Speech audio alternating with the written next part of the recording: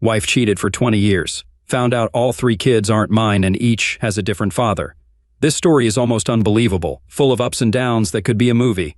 I've been happily married for over 30 years, or so I thought. I have 3 beloved children and owned a convenience store gas station. I'm not rich, but I make a good living. A few years ago, my 28-year-old son was hospitalized with a kidney problem. He's married with 2 children.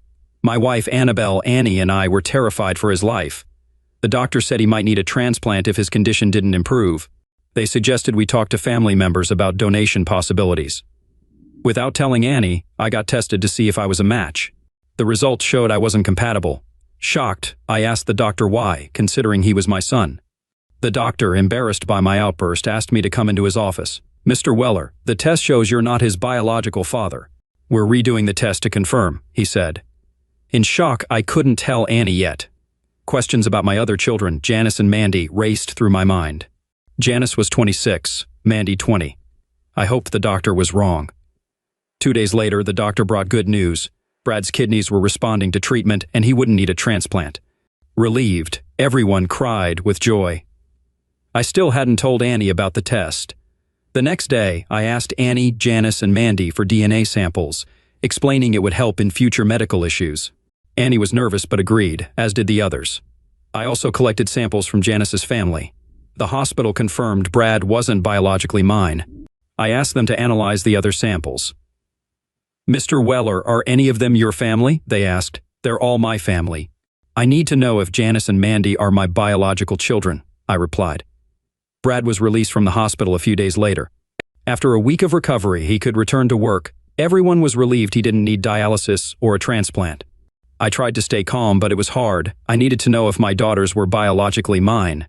Annie noticed my odd behavior and asked about it almost every night. I told her I was just thinking about our children, which was partly true. One evening, I came home to find Annie crying over some papers from the hospital. "When did you do it, and why?" she asked. "I got tested to see if I could donate my kidney to our son. The doctor said I wasn't his biological father, so I had tests done on the girls too." Annie revealed, "Janice isn't yours, but Mandy is."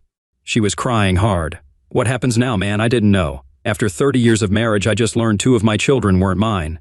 I told Annie we need to talk. Maybe we'll stay together, or maybe we'll split up. "Dan, that was over 28 years ago. Can't we leave the past behind?" "No, we can't. You had an affair. I need to know who I've been raising. Janice and Brad are siblings, so this wasn't a one-time thing. Who were you having an affair with?" "It was Harvey. It was stupid and wrong, but it's over." "Harvey? Our best friend who died 25 years ago? Did his wife Mary know? Or did she join you?" "Please, Dan, let's not discuss this. I love you. This is ancient history. Can't we move on? Are you out of your mind? We got married, and within a year, you started sleeping with Harvey. I raised his child as my own. If he hadn't died, you'd probably still be with him. Explain this." Annie was crying, but I wanted the truth. "I know you and Harvey were friends. I always loved him, but he chose Mary. I loved you too, but not as much. After he married Mary, I was depressed. You asked me to marry you, and I did it partly out of spite. I wanted to show Harvey I could move on. Then we started an affair. You were off and away, and Harvey would come by. It just happened. He stopped seeing me after I got pregnant with Brad. He asked if the baby was his, and I told him I didn't know but wouldn't tell you unless he married me. He laughed and said you could raise his baby. Do you really think I'm that stupid? It just happened." "What just happened?" "If you think I'll believe it just happened, you must be crazy. What about Janice? Did the same thing happen to her?" "I told him he couldn't come over unless you or Mary were here. I had feelings for him, but he was using me for lovemaking. One day he forced himself on me and threatened to tell you about Brad. He hurt me and said he hoped he got me pregnant again. I couldn't tell you because I didn't want to lose you. After Janice was born, Harvey died in a car accident. I was sad but relieved. I could finally put it behind me and focus on us.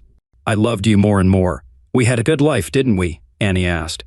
"Yes, our marriage was good, but now I see it was based on lies. You cheated on me, married me while loving another man, and had children with him. Now you expect me to forget about it? I can't.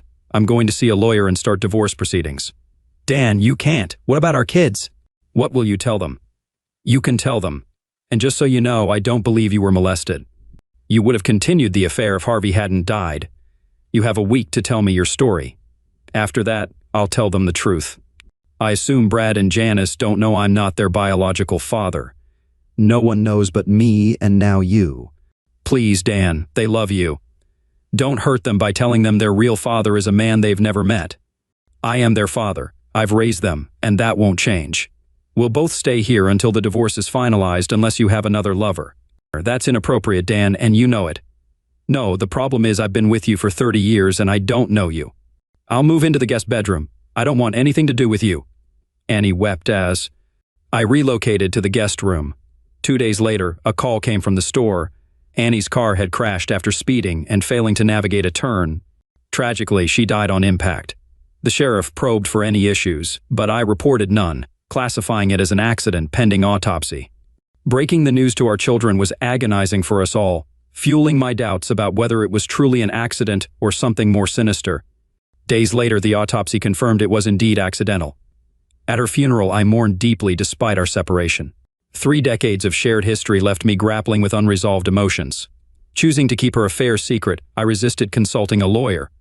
The day after her funeral, I asked my daughters and daughter-in-law to divide Annie's belongings, keeping only a few cherished family photos.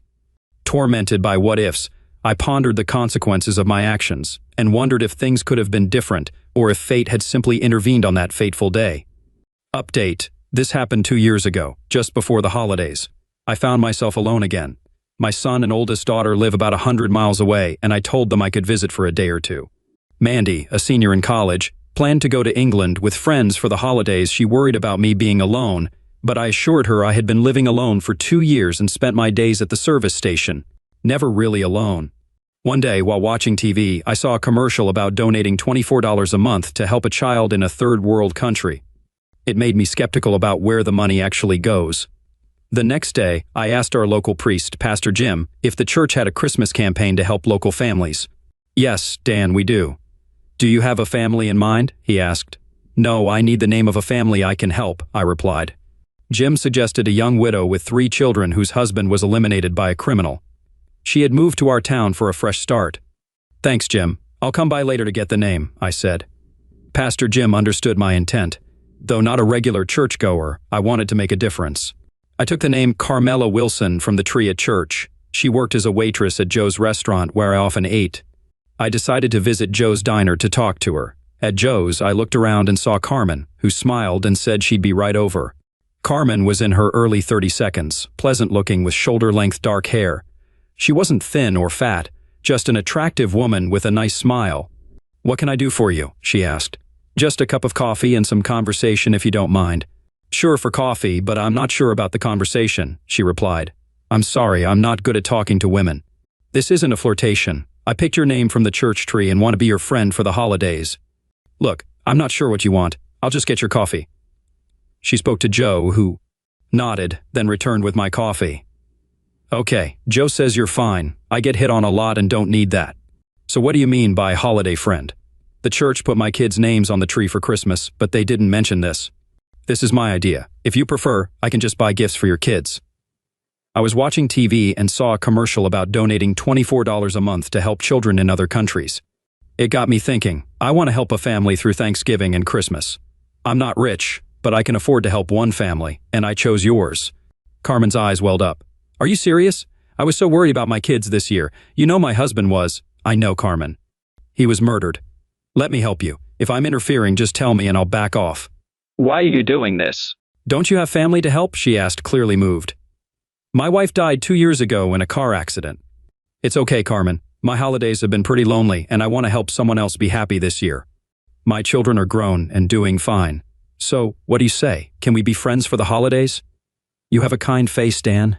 "For the sake of my kids, I'll say yes. Please, no tricks. We've been through a lot." "Let's start by restocking your coffee and figuring out your needs," I suggested. She poured more coffee and said, "I need to get back to work, but we can talk after my shift." The next day, I asked her out to dinner, but she said she needed to be with her kids instead. She invited me to her home for dinner. "I'll bring pizza. Is pepperoni and cheese okay?" I asked. She smiled. "That's great, but bring 2 pizzas. My 8-year-old can eat half of one himself."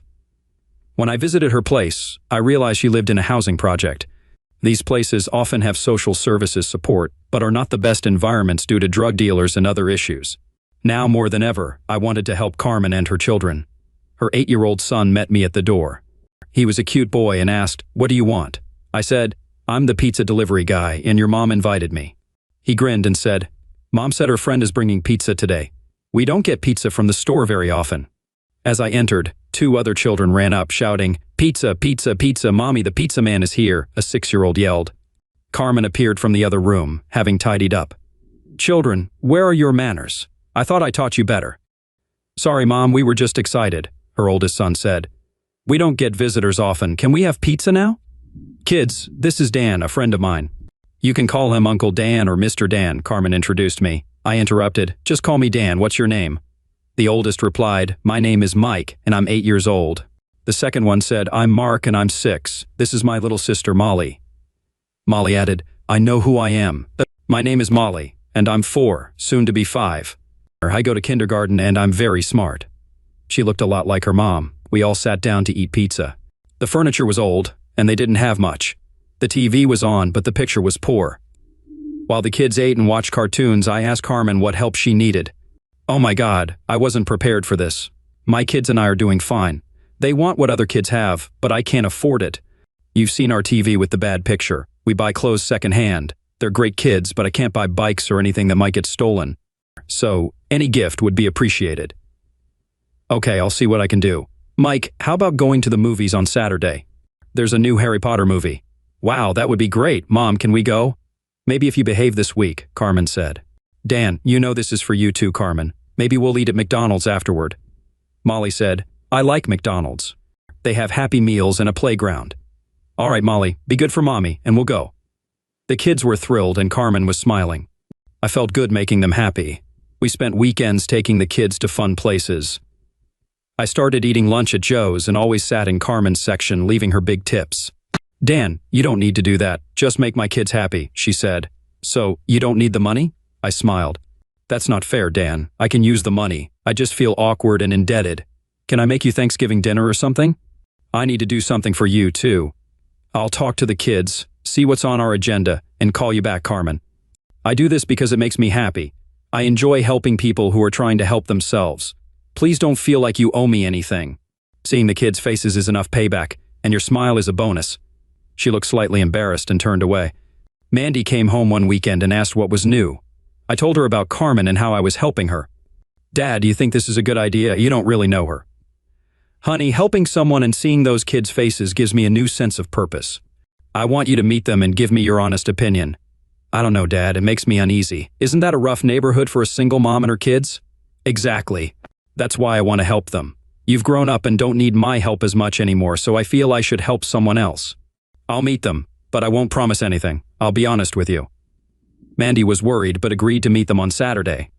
I invited Carmen and the kids over. It was chilly, but I decided to grill. Carmen arrived in a beat-up car with the kids. As she unbuckled them, Mandy remarked sarcastically, "Nice car, Dad." "What would you say if she drove up in a new car?" I asked. "Great idea, Dad. This is for you." She smiled. Mike and Mark ran up to me. "Hey, Uncle Dan, wow, you live here?" "What a big house," I introduced them to. Mandy as Carmen got Molly out of the car. "Mike, Mark, this is my daughter Mandy." "Hi, boys. Nice to meet you," Mandy said. "Hi, I'm Mike. I'm 8. "And Mark is 6. That's our sister Molly," Mike continued. Molly added, "I know who I am." Mandy chuckled. "You're very smart, aren't you, Molly?" We went inside and the kids explored the house, but were told to stay out of the drawers and not to run. They came back excitedly and told their mom everything they saw. They asked to watch my big screen TV, and I suggested we go to the store to pick out some DVDs. They eagerly agreed, and Molly asked to go too, but Carmen intervened. "Molly, why don't you stay here with Mandy and me to help us cook?" "We girls need to stick together," Carmen suggested. Molly then told me, "Uncle Dan, take the boys and go ahead. I have to help the girls cook." It was adorable coming from a 4-year-old. I assured her it was okay and promised to rent a movie just for her. I got The Little Mermaid, and she was thrilled. She asked Mandy and her mom to watch it with her and told the boys they could watch too if they were quiet, acting like a little adult. We decided to spend Thanksgiving at my house. Carmen and Mandy would cook, and I would keep the kids busy. I had a pool closed for winter and a hot tub, so the kids would bring their swimsuits to soak in it and then watch movies on the big TV. Mandy said she would contact Brad and Janice about the plans and let them know to bring swimsuits if they wanted to use the hot tub.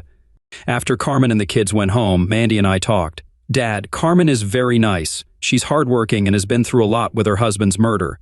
I understand why you want to help her and the kids. She doesn't make excuses and genuinely cares about you. I hope she's at least a little grateful. I said, no, Dad, I mean, she might really like, maybe even love you. She didn't say that, did she? Dad, she didn't have to. Women can sense these things. I think you've fallen for her too. Just be careful. Mandy, I'm just happy to help. This is the happiest I've seen you since Mom died. I just want you to be aware. Mandy's observation hit home. I felt a deep connection to Carmen and her children. Brad and Janice hesitated but eventually accepted my invitation for Thanksgiving, understanding my involvement with Carmen's family through the Church Tree Initiative. Carmen and Mandy orchestrated the arrangement smoothly over the ensuing weeks, with Carmen taking the lead in planning. Mandy's return home on Fridays became a routine, and I frequented Carmen's restaurant for lunch, often dropping by her apartment to visit the kids and bring treats. Carmen jokingly accused me of spoiling them.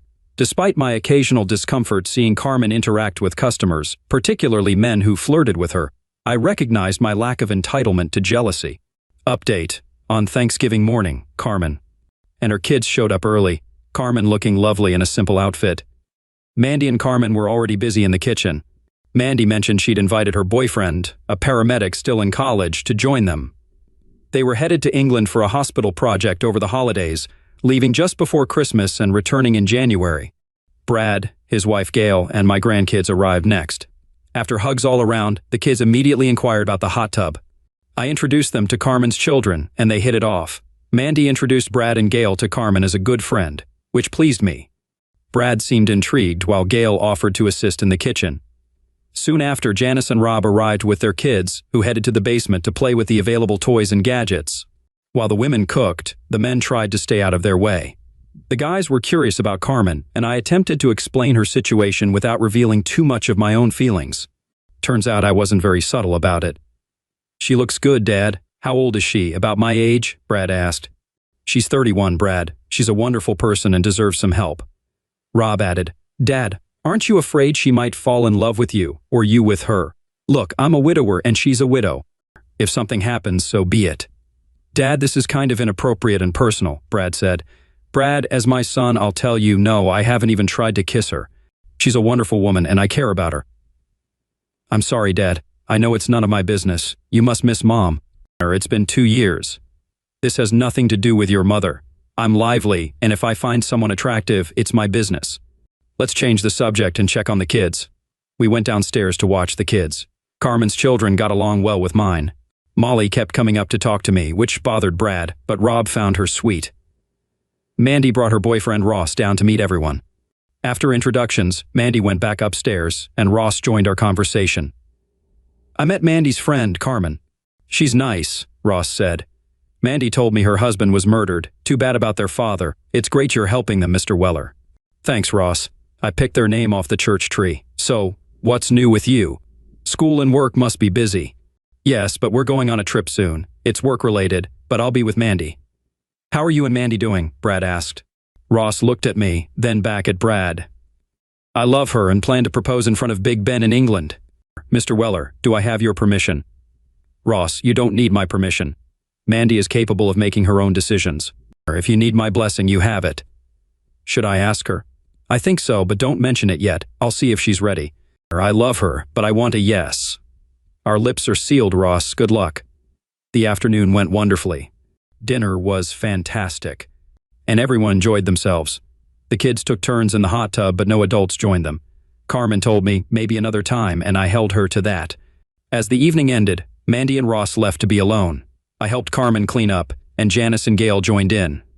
Brad told Carmen, "It was nice meeting you and I wish you luck," before they left. Janice pulled me aside. Dad, Carmen is great, but she's too young for you. I'm helping her, Dad. She loves you. We asked if she was dating, and she said she had a boyfriend. Dad, you're that boyfriend. Otherwise, she wouldn't have come today. Just be careful. After everyone left, Carmen gathered her kids and told me she had a great time and liked my family. I don't know why, but I leaned in and kissed her. It was a long, soft kiss. When we pulled away, she had tears in her eyes. You didn't have to do that, Dan. I have to go. She gathered the kids, who quickly said goodbye and got into the car. I approached the car window and said, I'm sorry, I stepped out of line. Please forgive me. The problem is, Dan, I've wanted you to do this for so long. She drove away and I didn't hear from her for several days. I was worried about what I had done. On Monday, I went to the restaurant, but she wasn't there. Joe told me she had to take Molly to daycare and would be back soon. I planned to return at lunchtime, but had to cover a shift at work. I tried to give Carmen space, knowing I had overstepped. When I got home, my phone rang. It was Carmen. "Hi, Carmen, I'm so sorry. Dan, our apartment was broken into. They took everything, even the old TV. All we have left are our clothes," she cried. "I don't know what to do. The police are here, taking a report." "That's awful, Carmen. Pack your clothes and the kids. I'll be there in 15 minutes. Everything will be fine, I promise." "Dan, I didn't know who else to call." "It's okay, Carmen. I'm glad you called. Now go pack, and I'll be there soon." I drove over and found Carmen and the kids. Molly was crying and scared. I reassured her and decided to take them to my house. Carmen looked surprised. "I thought you were dropping us off at a motel for the night." "No, you're coming home with me. Pack your car and take my car with the kids. I'll drive yours." She didn't ask questions and did as I said. I spoke to the police officer, gave him my number, and explained they'd be staying with me. The officer said it was unlikely they'd recover anything. With his help, I got Carmen's car started and headed home. When I arrived, Carmen and the kids were on the porch. "It's open. Why didn't you come in?" "You weren't here, and we didn't want to just walk in," Carmen replied. "Come on, boys. Help me with the bags. Mike and Mark, take your stuff to the room with the bunk beds. Put Molly's and your mom's things in the front bedroom. If you're unsure, leave it in the living room." I turned to Carmen. "We need to talk. Molly, help the boys organize." Dan, we can't live here. What will your kids think? Carmen, you need help right now. "Let's try this for a few days. You and Molly can share the front bedroom, and the boys will be comfortable upstairs. Dan, the boys have school, and Molly has kindergarten. I have to work. Living here won't interfere. You might need to leave a bit earlier. I can help with school runs. Call the schools and explain the situation.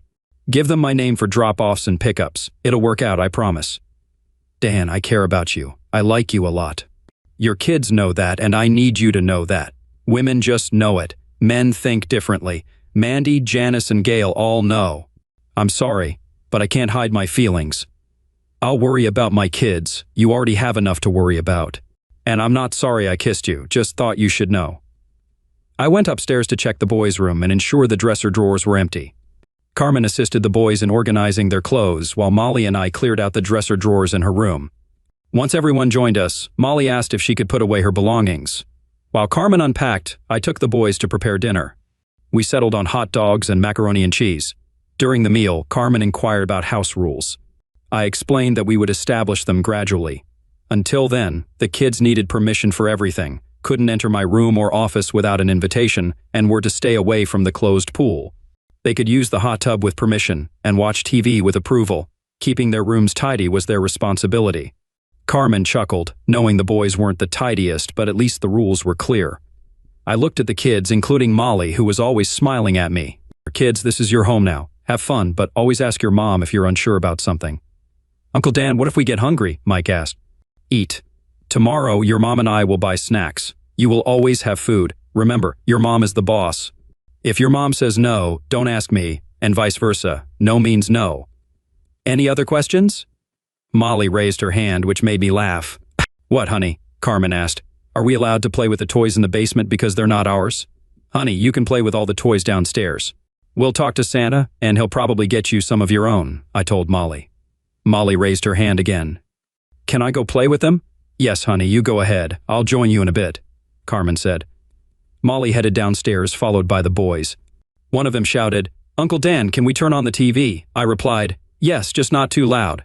Carmen hugged me with tears in her eyes and said, "I don't know what I would have done without you." She wiped her tears and we didn't kiss or hug again. I squeezed her hands and said, "I'll always be here for you. Let's see what the kids are doing." We went to the basement to join the kids. It felt like a family. It reminded me of when Annie and I used to watch the kids play. As it got late, Carmen told the children to take a bath and get ready for bed. She asked the boys to use the bathroom upstairs, and if Molly could use the main bathroom on the first floor. "Carmen, this is your home now. Of course, Molly can use the big tub and shower. I'll use the basement shower if needed. Please make yourself comfortable." While Carmen got the kids ready for bed, I went to my office to work on my books. I saw Molly peeking in, dressed in her nightgown. "Hi, Molly, do you need anything?" I want to kiss you goodnight, but Mom said I can't come in until you say so. Come on in, sweetie. She climbed into my lap, wrapped her arms around my neck, and kissed my cheek. Good night, Uncle Dan, she said. Good night, sweetheart. Where's Mommy? Upstairs arguing with Mikey and Marky. Let's go help. We went upstairs and found them mid-argument. But Mom, Mike always gets his way because he's older. I just asked for the top bunk and he said he gets to choose because he's older. Carmen looked at Mike. Is that what you said, Mike? Yeah, but I'm older, so I should get to choose. Mike, you're 2 years older, so you should be 2 years smarter. Is it worth arguing over which bed you sleep in? Why not share the top bunk and take turns? Mike looked at Mark. Okay, Mark, you can have the top bunk this month, and I'll take it next month. We'll swap every month. Deal? Yeah, thanks, Mike, Mark said, climbing into the top bunk. You feel good inside, don't you, Mike? Carmen asked. Yeah, I guess so, Mom. Carmen kissed her son, then put Molly to bed. I need to get back to my papers and get ready for bed myself, Carmen said. I went back to my office and heard the shower running, thinking about Carmen. When she finished, she came out in her nightgown and robe, her hair still wet. Good night, Dan, and thanks for everything. I looked up and said, Is there anything you don't look good in? She smiled and headed to bed. I could smell her scent and took a few deep breaths, then continued working. Our first morning was hectic. Carmen asked me to call Joe and inform him she might be late. She needed to update the school and daycare about the change of address. When I called Joe, he questioned if I was serious about Carmen, expressing concern for her well-being. Being married for over 40 years, he didn't want her to get hurt. I reassured him that I would never injure Carmen or her kids. In the evening, we returned to her old apartment to gather her belongings, which weren't much. She returned her keys and informed the office about the move due to the break-in. Mike and Mark rode with me in the truck, while Carmen and Molly followed in her car. Upon our return, Carmen received a call from Mandy.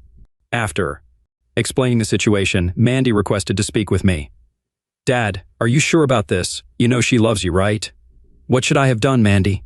Just give her money and tell her to manage on her own? I care about her. We're adults and haven't done anything wrong. I'm actually happy she and the kids are here. It's almost like the good old days. Dad, it's a fine line. I like Carmen as a sister, but you two need to be careful and understand what you're doing. Now, can I talk to Carmen again? She talked to Carmen for about 20 minutes while the boys and I brought the rest of the stuff inside. What did she want after I gave you your phone back? I asked. Mostly girls' stuff, but she's worried about us. What's there to worry about? We're adults. I'm in my 50 seconds and can make my own decisions. Dan, she knows how much I care about you. I told her that myself. And now you know. I tried to explain that I didn't know where this was going, but you helped me and the kids. I'm eternally grateful for that, but my feelings are stronger than my gratitude. Mandy is worried one of us will get hurt. I told her I would never come between you and your family. Okay, let's take it one day at a time. Maybe time will help. Just then, Mike and Mark walked in. Uncle Dan, can we go in the hot tub? I looked at Carmen and then at the kids. Only if your mom comes in. You can't go in alone.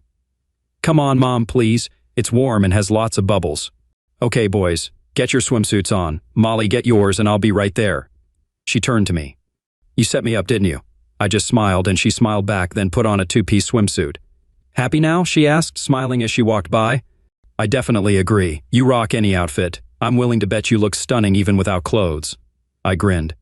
Creep, she retorted, smiling as she headed for the hot tub. The kids eagerly awaited her. Wow, she's even more beautiful, I pondered as she settled into the tub. She seems to have it all. After a few minutes, I handed Carmen a drink. She smiled and said, The water feels great. My body needed this. The kids watched the bubbles. Thanks, Uncle Dan, this is really cool, Mike said. I took one more look at Carmen and went to finish my paperwork.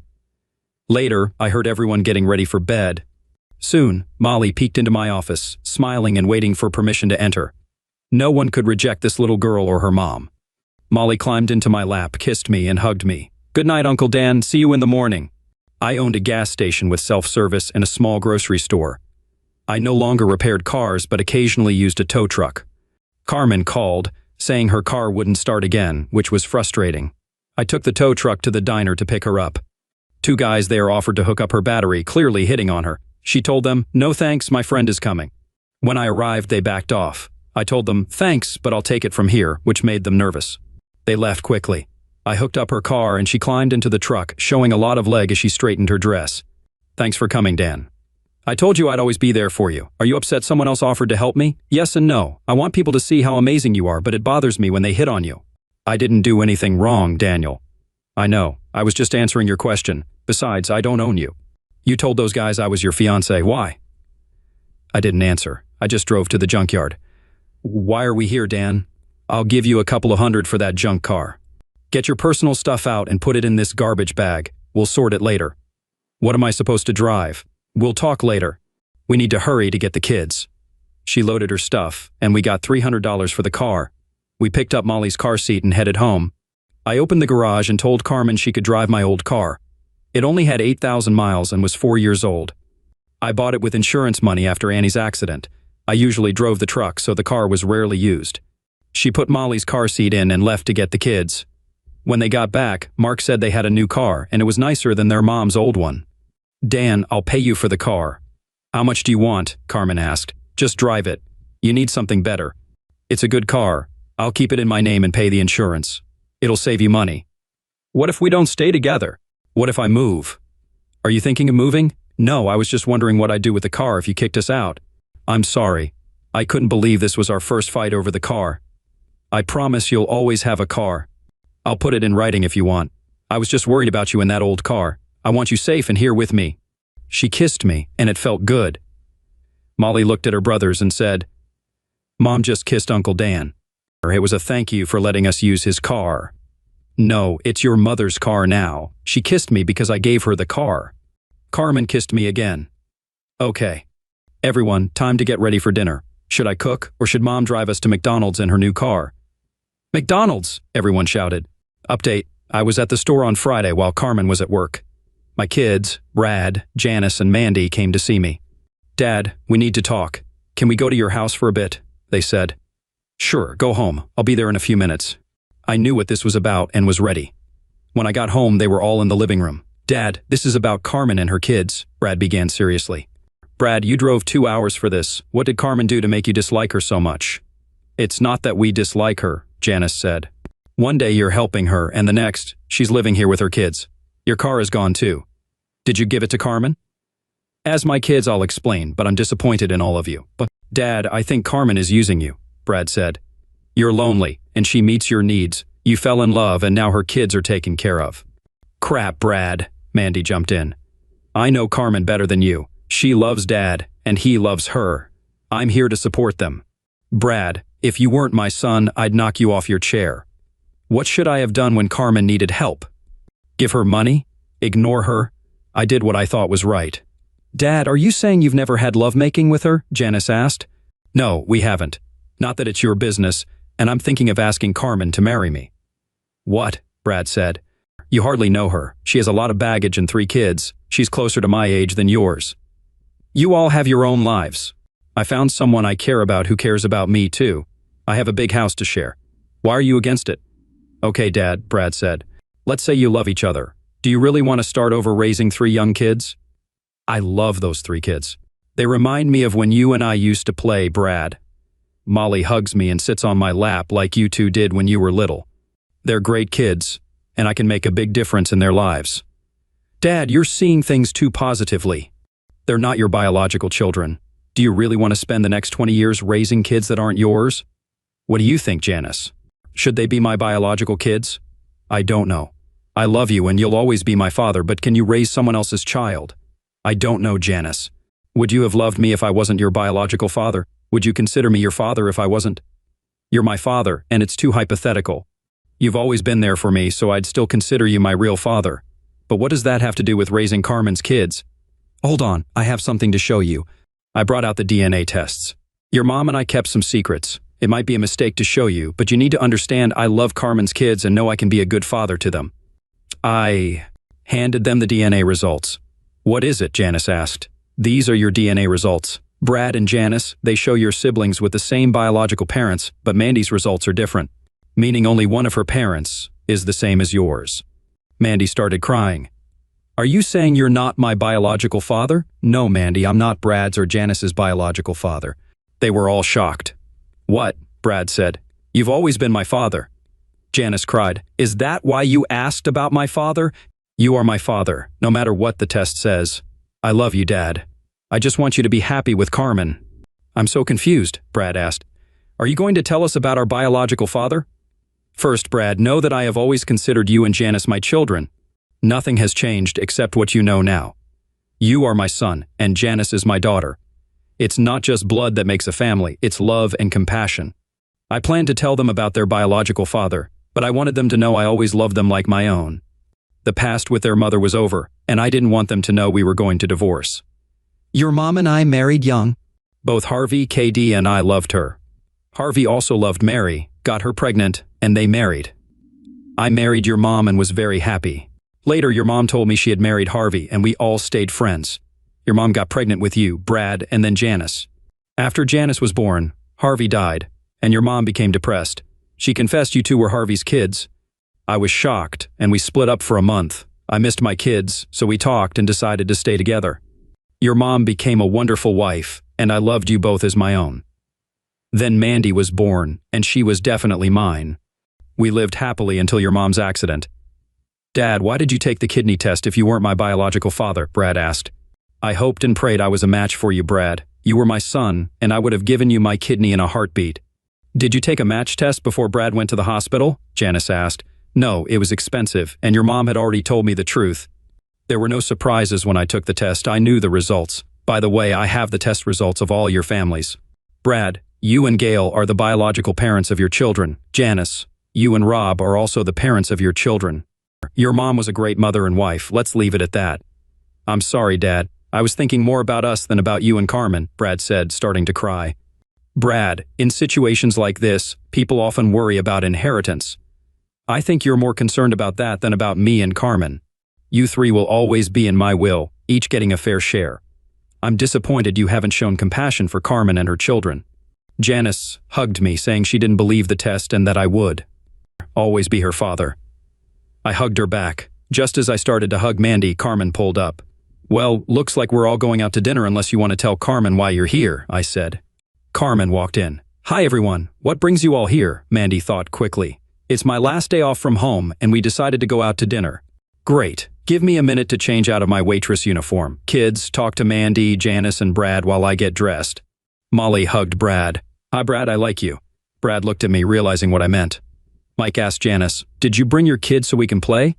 "We're learning to share our toys better." "No, they're home. Maybe you can visit after Christmas," Janice replied.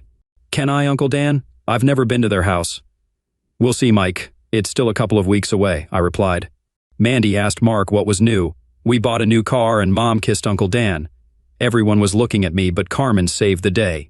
Yes, Mike. I kissed him twice for letting us use the car. We're using it now to go to dinner."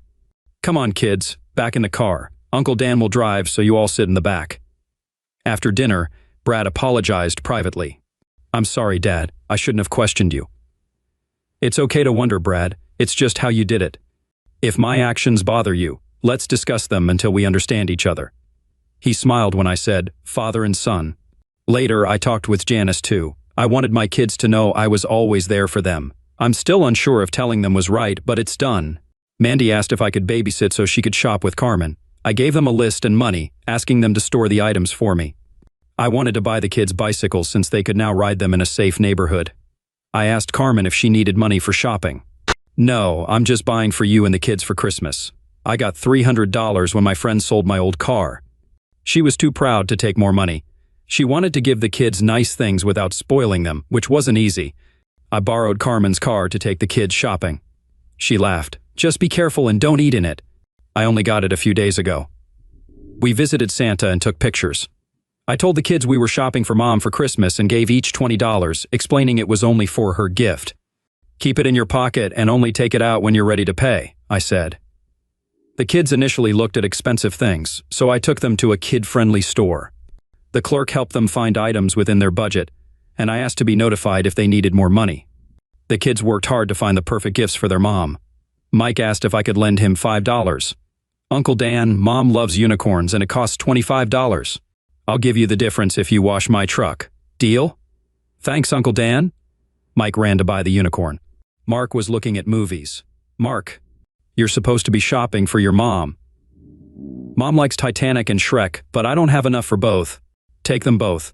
Here's the extra money. When Mike washes my truck, you help him." Thanks, Uncle Dan. Her mom will love them. Molly couldn't find a gift she liked. None of them smell like Mom, I whispered to the saleswoman. White diamonds, sir. It's $50. She only has $20.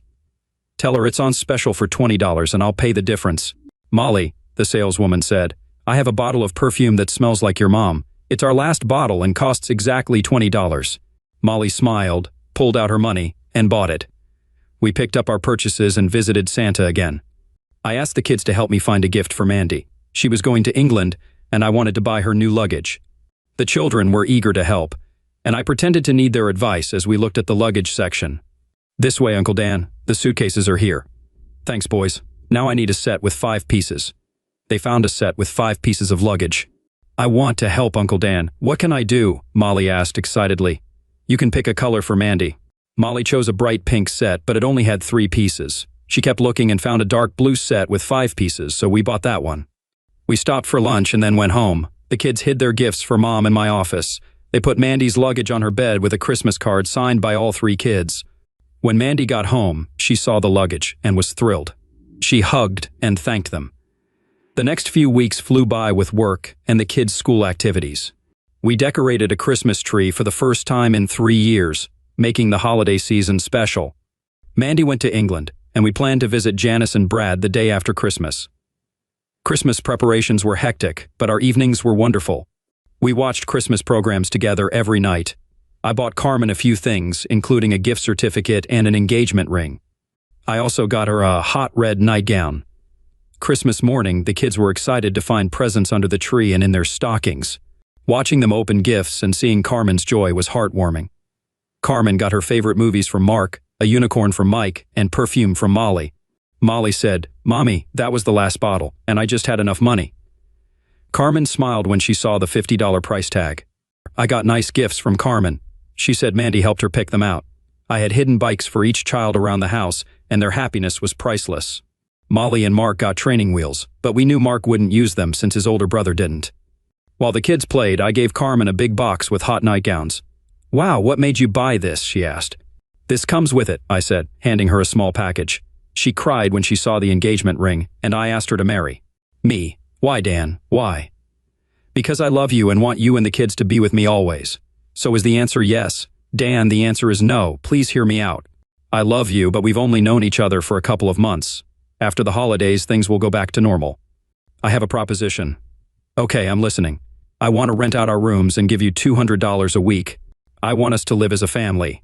If in 6 months you think it's not working, we'll make other arrangements. I need you to be sure and see that I truly love you all. I'm not going anywhere until you send me away. She handed the ring back and kissed me. She asked to keep the nightgown, hinting that we should take our time and make sure marriage was what we both wanted. I could live with that, hoping it would bring us closer. The kids played with their toys all day. Despite the cold, they wanted to ride their bikes, so Carmen and I bundled up and watched them. In the afternoon, Mandy called from England to announce her engagement. We congratulated her and wished her a Merry Christmas. That evening, we watched A Christmas Story together, and the kids thanked me for the best Christmas ever. Before bed, Carmen took a shower, and I could smell her perfume from the hallway. She appeared at my door in her new nightgown, asking to come in.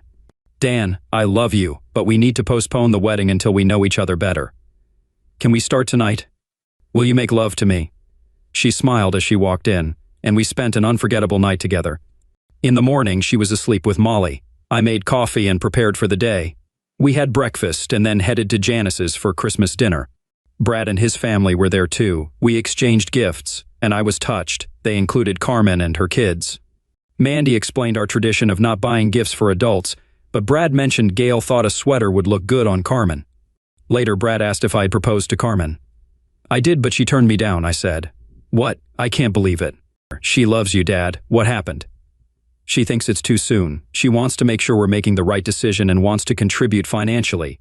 She doesn't want handouts but a loving relationship, so we're giving it time. Wow, Dad, don't lose her. She's special. Time, Brad. We'll give it time. Life continued and we formed a family. Carmen and I shared cooking duties and managed expenses through a joint checking account. Major purchases were discussed beforehand. Though I usually lunched at Joe's, I'd wait for Carmen to join me. We functioned like a married couple, minus the fights, enhancing everything with our love. Mandy observed our closeness, but remained silent. As Mandy's wedding neared, She asked Carmen to be her maid of honor, bringing tears of joy to Carmen's eyes. Although she considered Molly for the flower girl, she opted for one of her nieces. Instead, the lead-up to Mandy's wedding was busy. She had just graduated, and we were caught up in planning. My girlfriend was a bridesmaid. Fortunately, the weather allowed us to open the pool, keeping the kids occupied while Mandy and Carmen handled wedding preparations. I remained nearby. As the wedding approached, I pondered my relationship with Carmen. I adored her kids, and they adored me. I had a surprise planned for Carmen at the wedding, as we hadn't discussed marriage since Christmas. On the big day, I donned my tuxedo. Brad and Rob were in the wedding party, alongside Janice and Gail. Everyone was dressed up, and the ceremony was imminent. Carmen, as a bridesmaid, was busy. I sat with her kids in the front row, instructing them to behave. I would walk Mandy down the aisle. As the music played, Janice walked down the aisle, greeted softly by the kids. Gail followed, receiving the same greeting. When Carmen came next, the kids excitedly greeted her, prompting her to quiet them. The flower girl and ring bearer, Janice and Rob's children, followed, with the kids waving at them. As Mandy walked down the aisle with me, tears of joy filled our eyes. Molly's exclamation of, "Wow, Aunt Mandy looks like a princess," drew chuckles and a smile from Mandy. Then I took my seat, glancing at my family. I felt immensely blessed. My daughter Janice, daughter-in-law Gail, beloved Carmen, daughter Mandy, and future son-in-law Ross. Brad and Rob stood with them while my grandchildren played their roles. At the reception, Carmen joined me for the first dance. "I love you, Carmen," I said. "I love you too, Dan." "Are you serious? Do you really want this?" she asked.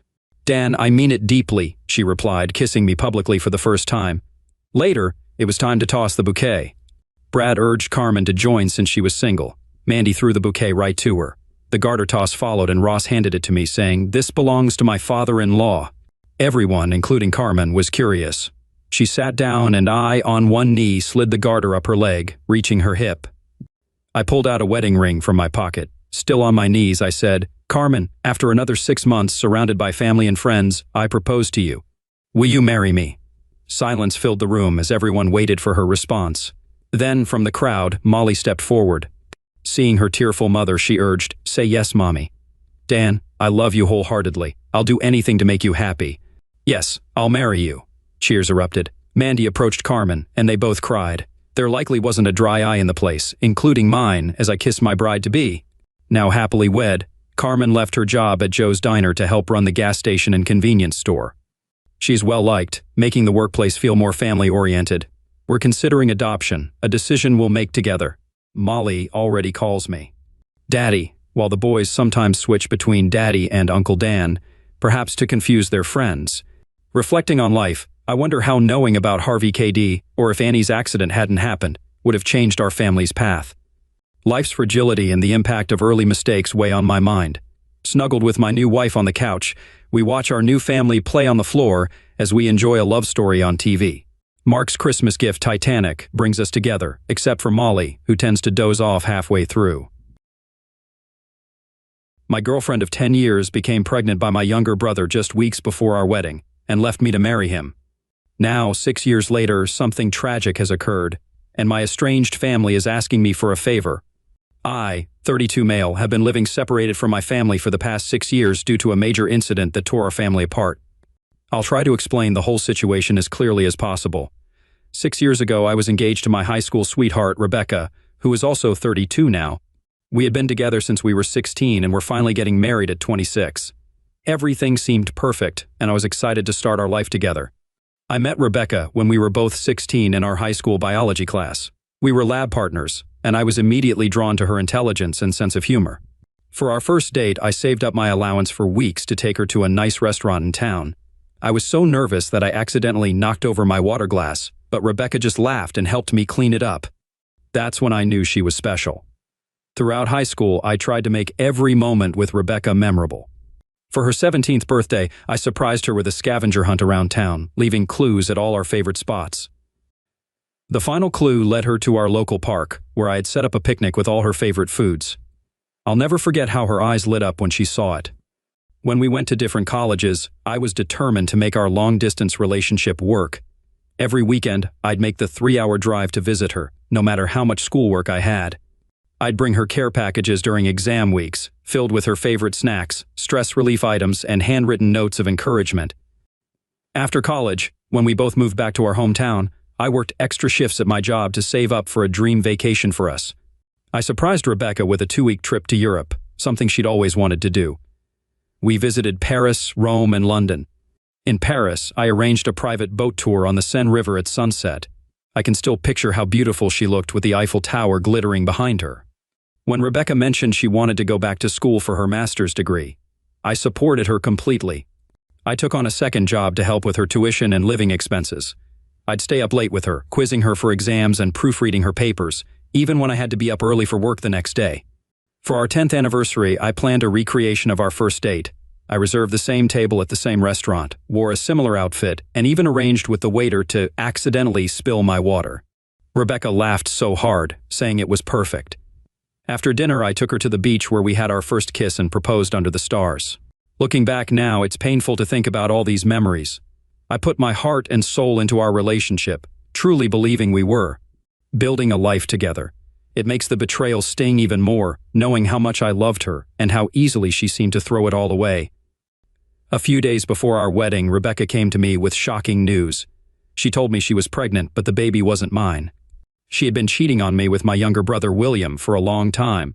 She had done the math and was certain the baby was his. I was devastated and furious, but what hurt even more was when Rebecca told me she had developed feelings for William and wanted to marry him instead of me. It felt like my whole world was crumbling around me. In my anger and pain, I went to my parents and told them everything. I expected them to be as shocked and upset as I was, but to my surprise, they seemed oddly calm about the whole situation. My parents had always treated William as their golden child, but I never expected this level of betrayal. They told me I should be happy for my brother. My mother was even excited about becoming a grandmother, completely disregarding how I might feel about the situation. I couldn't believe what I was hearing. It felt like my entire family had turned against me in an instant. The people who were supposed to love me and support me were telling me to just accept this massive betrayal and act like everything was fine. Unable to cope with the betrayal from not just Rebecca and William, but my parents as well, I made the difficult decision to leave. I packed my bags, moved to a different city, and cut off contact with all of them. That was 6 years ago. In all that time, my father called me a few times, but those conversations were always strained and uncomfortable. My mother, William, and Rebecca never reached out to me at all. I didn't even know the name of William's child, my own nephew. I tried to move on with my life as best I could. I focused on my career, made new friends, and even started dating again, though I found it hard to trust after what happened with Rebecca. Still, I was slowly building a new life for myself, away from the pain and betrayal of my past. Then, a few days ago, I got a call out of the blue from my mother. I was surprised to see her name on my phone screen after all this time. When I answered, she sounded upset and told me that William had been in a terrible accident. He was now paralyzed and unable to work or take care of his family. I felt a mix of emotions hearing this news. Part of me was shocked and saddened to hear about William's accident. Despite everything that happened, he was still my brother. But another part of me couldn't help but feel angry that after 6 years of no contact, this was the reason my mother was finally reaching out to me. What she said next made me even angrier. She told me that the family needed my help. Specifically, she wanted me to come back and step in as a father figure for William's child and help Rebecca take care of the family while William recovered. I was furious. After everything that had happened, how could she possibly think this was an appropriate request? I told her absolutely not. I reminded her that Rebecca and William had betrayed me in the worst way possible, and that she and my father had chosen to support them over me. I said I had no obligation to help them now, especially after years of no contact. My mother got upset and accused me of being selfish. She said family should always come first and that I needed to let go of the past. She tried to guilt me by saying William's child needed a father figure and that Rebecca was struggling to manage everything on her own. I stood my ground and refused again. I told her that William and Rebecca made their choice 6 years ago, and now they had to live with the consequences. I said it wasn't my responsibility to step in and play happy families just because things had gotten difficult for them. Before hanging up, I told my mother not to contact me again unless it was to apologize for how they had treated me 6 years ago. I said I might be willing to have a relationship with them again if they acknowledged how much they had hurt me, but I would never step in as a replacement for William or a father figure for his child. After the call ended, I felt a mix of emotions. Part of me felt guilty for turning my back on my family when they needed help, but a larger part of me felt angry and hurt all over again. The wound that had started to heal was now ripped open, and all the pain and betrayal came flooding back. I've been struggling with this decision ever since the call. On one hand, I know that William's accident is not his child's fault, and I feel bad for the kid growing up without a fully present father. On the other hand, I don't think it's fair for my family to expect me to swoop in and fix everything after they betrayed me and then ignored me for years. Some of my friends think I'm justified in my decision. They say my family made their bed, and now they have to lie in it. But others think I'm being too harsh and that I should at least consider helping for the sake of the child. I'm torn about what to do. Part of me wants to maintain the life I've built for myself, free from the drama and pain of my past. But another part wonders if I'm being too stubborn, and if there's a way I could help without completely sacrificing my own well-being. So, Reddit, am I correct in refusing to help my brother and his family after he stole my fiancée and got her pregnant? Edit. Wow. Thank you all for your responses and perspectives. I want to address a few common points and provide some additional context. To those asking about my dating life, yes, I've dated since Rebecca, but I haven't had any serious long-term relationships. The betrayal definitely affected my ability to trust, and I've been working on that in therapy. Many have asked if I'm sure the child is William's. Honestly, I don't know for certain. At the time, Rebecca said she was sure based on the timing, but I never saw any proof either way. She chose to leave me for William, so the paternity doesn't change much for me personally. To those saying I should at least visit William in the hospital, I'm considering this. While I'm not ready to forgive him, I do want to know more about his condition and prognosis. A few comments mentioned the possibility of financial help without direct involvement. This is something I hadn't considered before, and might be worth exploring. For those curious about my father's calls over the years, they were mostly surface-level conversations. He never apologized or acknowledged the hurt caused, which is why the relationship remained strained. Some asked about other family members. I have a few cousins I'm still in touch with, but they live in different states and weren't closely involved in the situation. A common sentiment is that I don't owe them anything, but helping might bring me peace. I appreciate this perspective and will give it some thought. Thank you all again for your input. This situation is complex and emotionally charged, and reading your comments has given me a lot to think about. I'll update if there are any significant developments. Update: it's been a few weeks since my last post and a lot has happened. I wanted to give you an update on my situation. After my initial refusal to help, my parents didn't give up. My mother called me almost every day, and even my father started reaching out more frequently. They kept pushing me to reconsider my decision, telling me how much William and his family needed my help. At first I ignored most of their calls and messages, but after weeks of constant contact, I started to feel worn down. A small part of me was curious about William's condition, even though I was still angry about everything that had happened. Finally, after about 3 weeks of this, I decided to visit William in the hospital. I told myself it was just to see how bad his condition really was, not because I was considering helping. When I arrived at the hospital, my stomach was in knots. I hadn't seen any of my family members in person for 6 years, and I wasn't sure how I would react. As I walked into William's room, I saw him lying in the hospital bed. He looked pale and thin, hooked up to various machines. It was a shock to see my once active younger brother in this state. My parents were there too. They looked older than I remembered, with more gray hair and wrinkles. When they saw me, they rushed over to hug me, but I stepped back. I wasn't ready for that level of intimacy yet. Then I saw her, Rebecca. She was standing by William's bedside, looking tired and worried. When our eyes met, a flood of memories hit me. I remembered all the times I had trusted her completely, all the plans we had made for our future together. I thought about how she had been my best friend, my confidant, the person I thought I would spend my life with. And then I remembered how easily she had thrown all of that away, how she had betrayed me in the worst possible way with my own brother. Seeing Rebecca again, after all these years, brought back all the pain and anger I had worked so hard to move past. I had to resist the urge to turn around and walk right out of the hospital.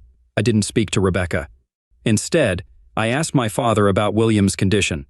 He explained that William had been in a car accident and had suffered a spinal cord injury. He was paralyzed from the waist down and would need extensive rehabilitation. The doctors weren't sure if he would ever walk again. As we were talking, my father mentioned something that caught me off guard. He said that they had done a paternity test soon after the child was born, confirming that William was indeed the father.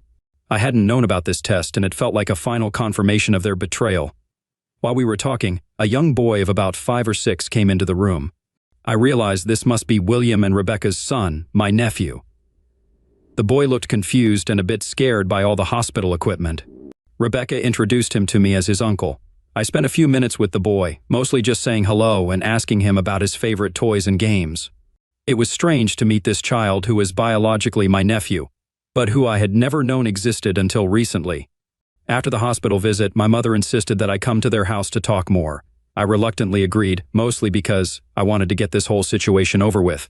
At the house, my mother launched into a speech about family responsibility and how I needed to step up and help Rebecca and the child while William was recovering. She talked about how overwhelmed Rebecca was, trying to care for William, raise a child, and manage their household on her own. As I listened to her, I felt my anger rising. When she finally paused, I told her exactly how I felt. I said she was being selfish and only thinking about William, just like she always had. I pointed out that in all her calls and during this whole conversation, she hadn't once asked how I was doing or shown any interest in my life over the past 6 years. I told her that it seemed like the only reason she had reached out to me was because she needed something from me, not because she actually cared about rebuilding our relationship. I said it hurt that she seemed more concerned about William's well-being than she ever had been about mine, even after he had betrayed me so badly. My mother tried to defend herself, saying that of course she cared about me, but that William's situation was an emergency. She said that as the healthy brother, I had a responsibility to help. I took a deep breath and told her my final decision. I said that while I felt sympathy for William's condition and for the challenges his family was facing, I couldn't give up my own life and peace of mind to help them. I explained that I'd spent years building a new life for myself, working through the pain and betrayal they had caused me, and I wasn't willing to sacrifice all of that progress. I told her that I might be willing to have a relationship with them again in the future, but only if they were willing to acknowledge how much they had hurt me and work on rebuilding trust. I made it clear that this relationship would not involve me acting as a replacement for William or a father figure for his child. My parents were upset with my decision. They called me selfish and said I was abandoning my family when they needed me most, but I stood firm. I told them that they had made their choice 6 years ago when they supported William and Rebecca over me, and now they had to live with the consequences of that decision. Before I left, I told them that I was open to staying in touch and possibly working on our relationship over time, but only if they could respect my boundaries and show genuine interest in my life, not just what I could do for them. As I drove home that evening, I felt a mix of emotions. Part of me felt guilty for not helping more, especially when I thought about William's son growing up with a disabled father, but a larger part of me felt relieved. I had finally stood up for myself and set clear boundaries with my family. I realized that while blood relation is important, it doesn't give anyone the right to mistreat you or take advantage of you. I had spent years healing from their betrayal, and I wasn't willing to reopen those wounds just because they suddenly decided they needed me. In the weeks since that visit, my parents have called a few times. The conversations have been tense, but they seem to be making an effort to ask about my life and not just talk about William. It's a small step, but it gives me hope that maybe, over time, we can build a healthier relationship. For now, I'm focusing on my own life and well-being.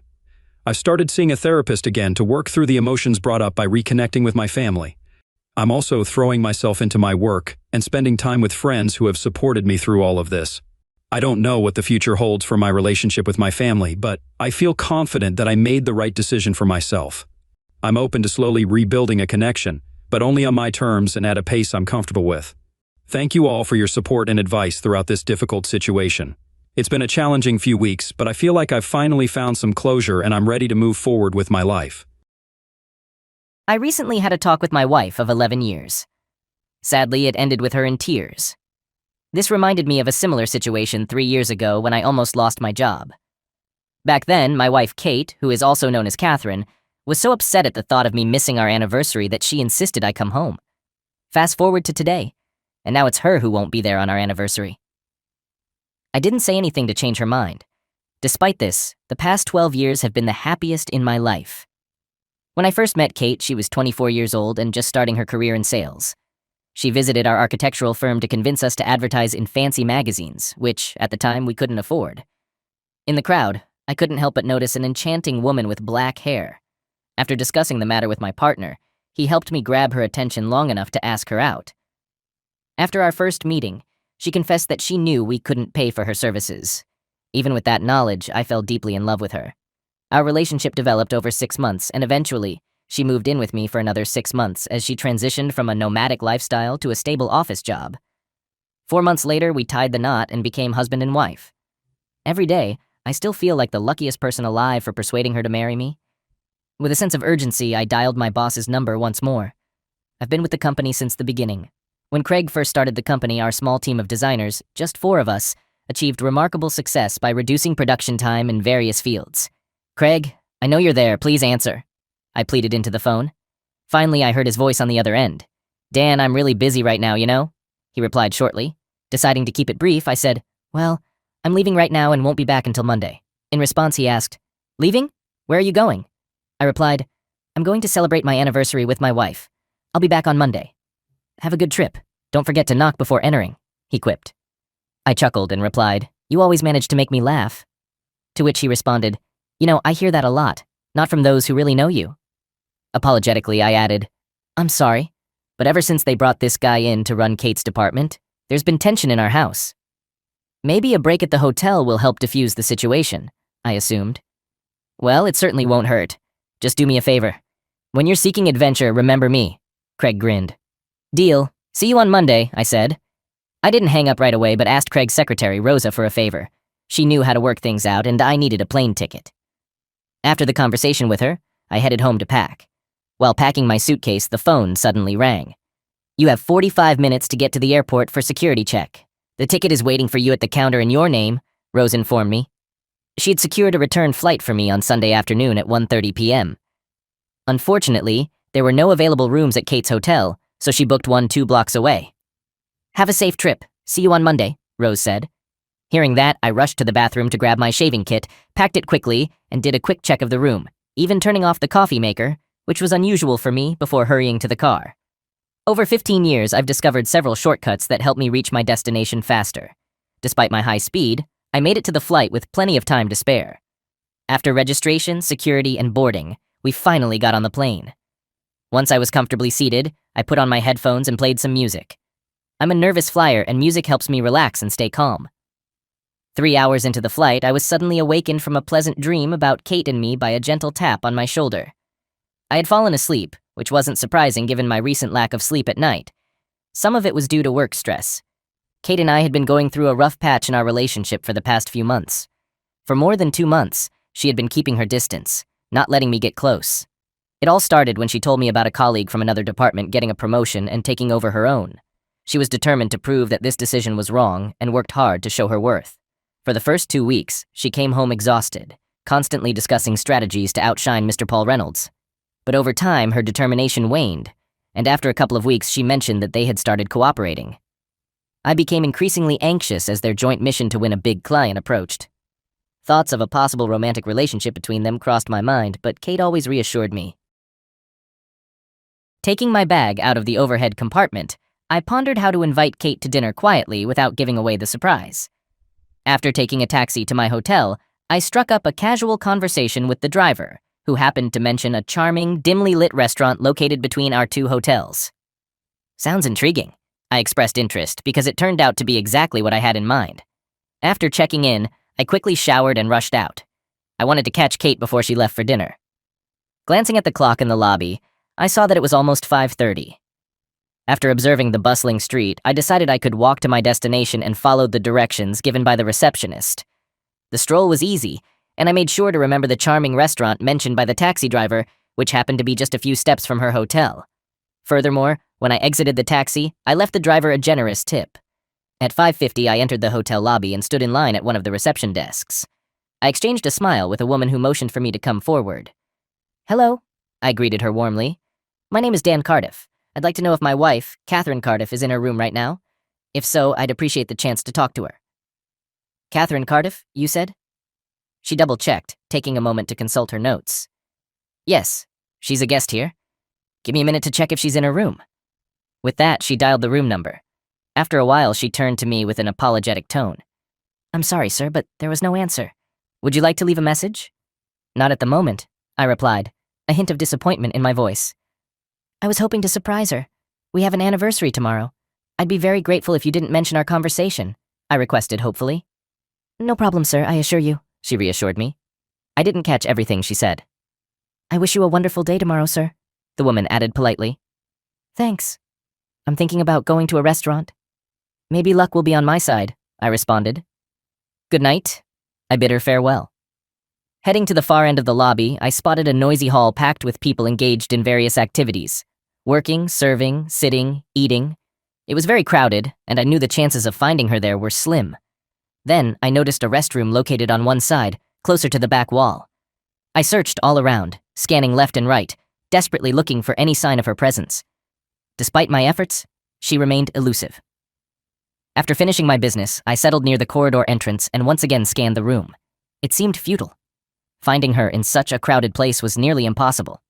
But then, I unexpectedly caught a faint sound of laughter, reminiscent of hers. I followed the wall with my eyes, but towering booths obstructed my view, allowing only glimpses of the faces of the men and the women with them.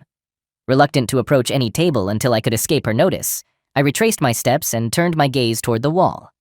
Slowly making my way along the row of tables one by one, I reached the third one from the corridor where I was standing, and there, in that very booth, I saw her. She sat there, engrossed in conversation with a man I didn't recognize. She looked radiant, dressed in the same elegant dress she always wore on evenings filled with dancing. Their interactions seemed relaxed, as if they were entirely at ease in each other's company. I couldn't help but wonder what was really going on between them. It seemed far more close than a typical dinner with a colleague. My heart raced as he leaned closer to her, prompting me to instinctively grasp the doorframe for support. As she bent down, their lips met in a tender kiss. Filled with mixed emotions, I decided to leave the doorway and move to the center of the hall. Sinking into one of the padded chairs with a high backrest, time seemed to blur. I sat there, never taking my eyes off their table. Suddenly, I heard her laughter again, drawing my attention. Turning my head, I saw her walking beside him, holding his hand tightly with both of hers. Their closeness, along with the general merriment, piqued my curiosity. They strolled past me just 15 feet away, and even though they conversed, my focus was solely on the adoring expression she wore as she gazed at him. It had been a long time since I had seen such an enamored look. At that moment, my breath caught in my throat, and I was momentarily speechless. I headed for the exit, my expression likely betraying my displeasure, fueled by a surge of determination. I walked straight to the sidewalk. I couldn't take my eyes off them. She clung to his arm, leaning affectionately against him. I watched as they walked down the street, eventually turning a corner and disappearing into a restaurant I had noticed earlier as I snapped out of my trance. I hurriedly headed for the door. Suddenly realizing my surroundings, I decided to slow down, giving them ample time to move away from the entrance. I came to a halt, taking a few deep breaths in an attempt to regain my composure. Undoubtedly, there was meaning in the expressions on their faces, but I desired more, even though I couldn't fully comprehend what it was. Summoning my resolve, I pushed open the door and cautiously entered, staying close to the wall since the entrance was unattended. I patiently stood there, waiting until my eyes adjusted to the surroundings, surveying the room. Finally, my gaze settled on them. Sitting at a table meant for two at the far end, I made my way there, clinging to the walls with my hands. As I sat down at a small table, the waitress promptly appeared behind me. "What can I get for you, dear? What'll it be?" she inquired. I replied, "Double scotch on the rocks." I overheard their conversation. "Our meeting tomorrow isn't until 10 o'clock, so we can celebrate late into the night," he said to Kate in a hushed tone. "I'm glad you didn't let him manipulate you into going home." "We wouldn't miss our 2-month anniversary for anything." "I can't believe it's been 2 months," she exclaimed. "And it could have been longer," he remarked. "If only you had accepted my offer at the end of my first week at work," he reminisced.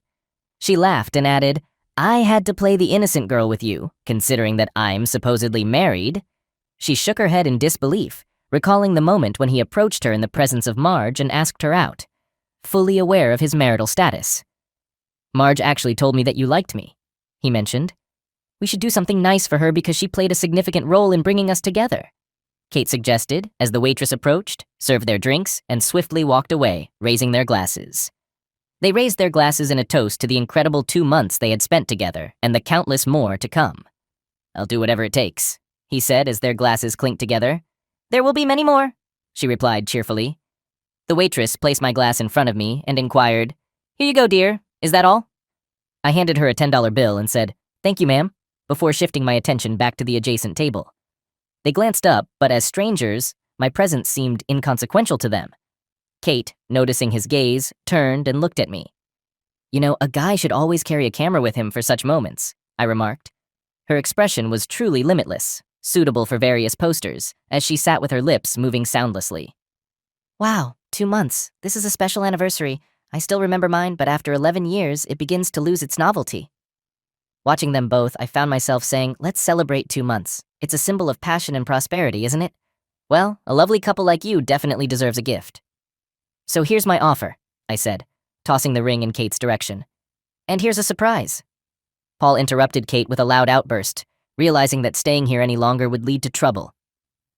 I turned to Kate, who was trying to calm him down, and said, "Tell him how lucky he is that he wasn't in my home.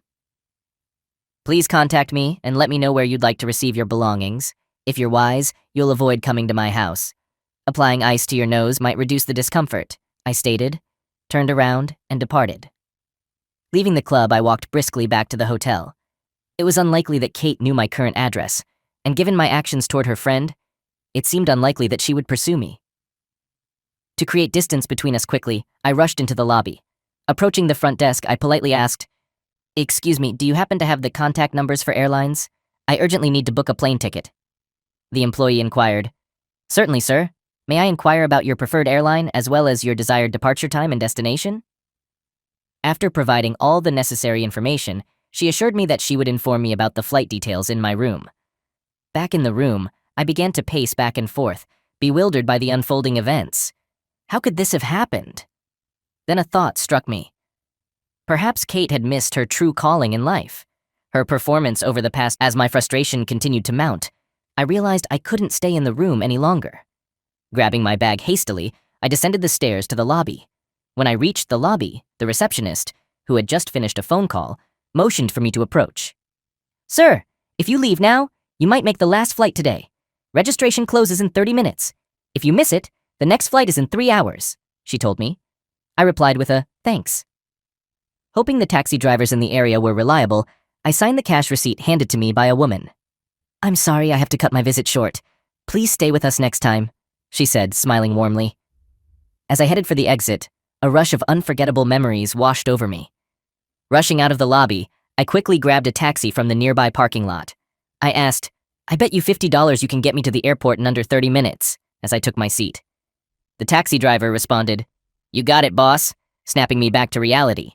He turned out to be experienced and got me to my destination in just 20 minutes. I paid the meter fare, added a generous $1.50 tip, expressed my gratitude, and hurried to the exit. Reflecting on it later, I realized there was no need to worry. I had a few minutes to spare after passing security. I eagerly awaited the announcement of the boarding, unlike last time, when I needed music to occupy my mind. With plenty of distractions around, a funny thought suddenly crossed my mind, and I had to suppress a laugh. I remembered that Kate's mother never really liked me, while Deborah seemed to have her husband under her thumb. She treated Greg poorly, almost like he didn't matter. But I couldn't tolerate her behavior, and she was aware of it. One day she even accused me of eventually cheating on Kate, claiming she saw me glancing at other women when we were together. Throughout the entire flight, doubts about what was happening gnawed at me.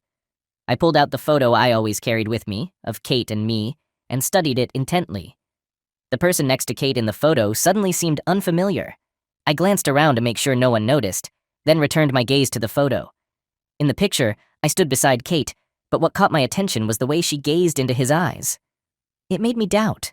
Although men aren't typically known for their memory, I considered myself an exception. Like most women, Kate often tested my memory by asking, "Do you remember this?" Or, "Do you remember that?" Unfortunately for her, I remembered everything. I recalled every conversation, every plan, and all the close secrets we whispered in the dark. Sitting there now, I couldn't help but wonder if I hadn't noticed this unfolding for 2 months. What else had I missed? The man had shown interest in her from the first week they met, but she claimed she rejected his advances to maintain her appearance due to her marriage. The thought of them being together bothered me. I formulated a 2-part plan. I'd go home, pack all her things, and take them to her mother's. Of course, the elderly woman would find a way to blame me, but the truth was what I sought. When we arrived at the airport, our family life was unraveling. I headed straight to my car and joined the exit queue. The drive home felt like a blur, and I couldn't remember much. Nevertheless, I reached my destination. The journey's duration remained a mystery, but honestly, it didn't matter. Stepping into the dimly lit house, I felt an eerie sense of unfamiliarity. The thought that I had to get used to this sight as the new norm consumed me. After dropping my bag, I headed for the kitchen. En route, I instinctively turned on the answering machine. A pleading voice on the other end said, "Dan, please don't do anything rash. I'm heading home to talk. Please wait until I get there." She sounded pained, conveying her emotions. I believed the cheater deserved punishment, but I didn't want to hear it. especially not in that voice. So I reacted impulsively and banged my fist. My actions may have been rash, but I needed to protect myself from foolish decisions. It was clear I wouldn't be able to sleep that night. I went to the garage and gathered all the suitcases she had collected over the years. Choosing a large black suitcase and a bag for her clothes, I set them aside and took the rest to the bedroom. As I sifted through her closet, I carefully picked a few items. I quickly stuffed them into one of the large bags, repeating the process several times before turning my attention to the dresser. It had been ages since I'd seen underwear tucked in there. For a fleeting moment, the idea of grabbing some hot dogs crossed my mind. I was supposed to go to her mother's house, but I didn't want to, so I opted for a solitary gathering with lox and marshmallows. I didn't want to deal with her parents or anyone else, so I took matters into my own hands. Instead of waiting for her, I impulsively went to the hardware store to buy new locks. Upon returning home, I realized I couldn't leave the pile of stuff in the front room. Following my thoughts, I loaded everything into the car and headed to her mom's house. I drove carefully and unloaded everything near the garage, not wanting to burden Greg with extra work, especially since his wife and daughter wouldn't help him. As the third box fell to the ground, my mother-in-law appeared. "Hi, Dan, what's all this? What's going on?" she asked. I explained, "Well, when Kate arrives, she might need her clothes. Initially, I thought she'd bring them herself, but I couldn't wait any longer. They were cluttering the front room." Confused and with a pale face, she inquired, "What do you mean when Kate arrives? I thought she wasn't in town yet. Why would her things be here?" "Deborah, I'm not entirely sure how she plans to sort things out, but I assumed she might stay with you temporarily. She may be considering moving in with the person she's been spending time with, but I can't say for sure. That's why I brought her stuff," I explained. Seeing her face grow paler, she responded, "What are you implying?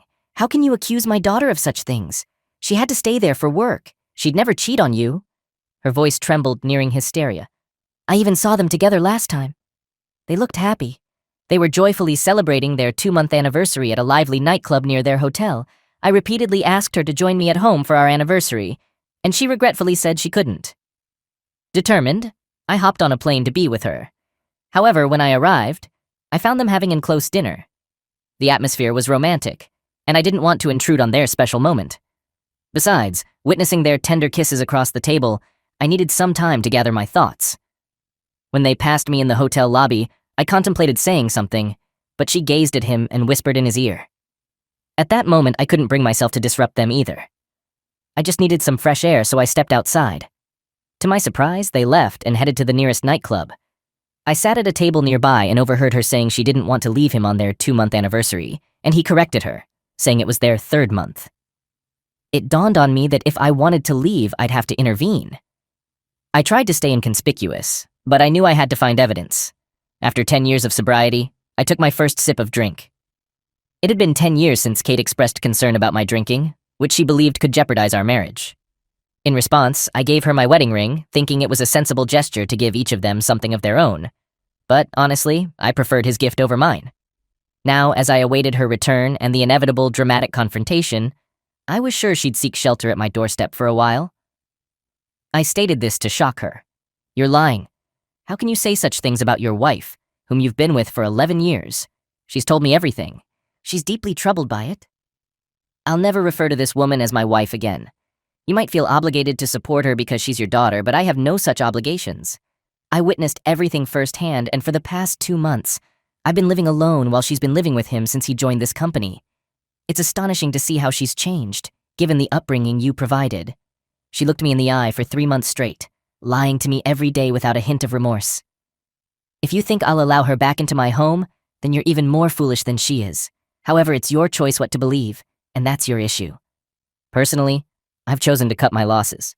It's clear that she has strong feelings for this guy, and he's free to have her. She won't need to hide their relationship anymore. As soon as she's done with her charades, I'll direct her to this place. You can see for yourself who's being dishonest."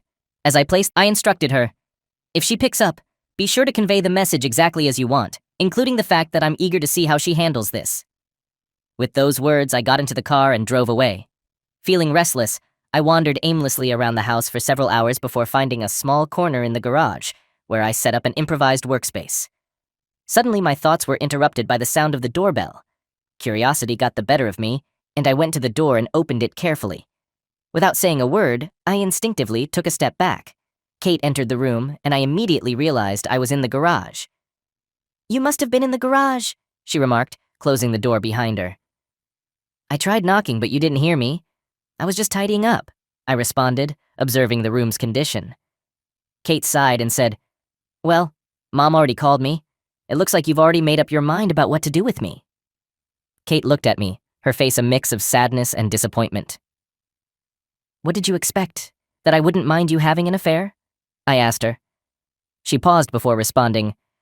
I guess I wasn't thinking clearly, at least not rationally. I was overwhelmed by disappointment. It's a shame because all I did was think, I confessed. You see, there was no one around to distract me from my thoughts. I missed having someone to go out to dinner with, visit a club, and enjoy the darkness, whispering and kissing. But I was left with a woman who could deceive me without hesitation, even looking me straight in the eye. She could share my house, my food, my life, and then be close with someone else. Not a pleasant image, right? Are you really ready to let go of 11 years of our life together? What is it? She asked. Did you even bother to ask me about it, Dan? Would it have bothered you if I had a real relationship with someone else instead of just playing games?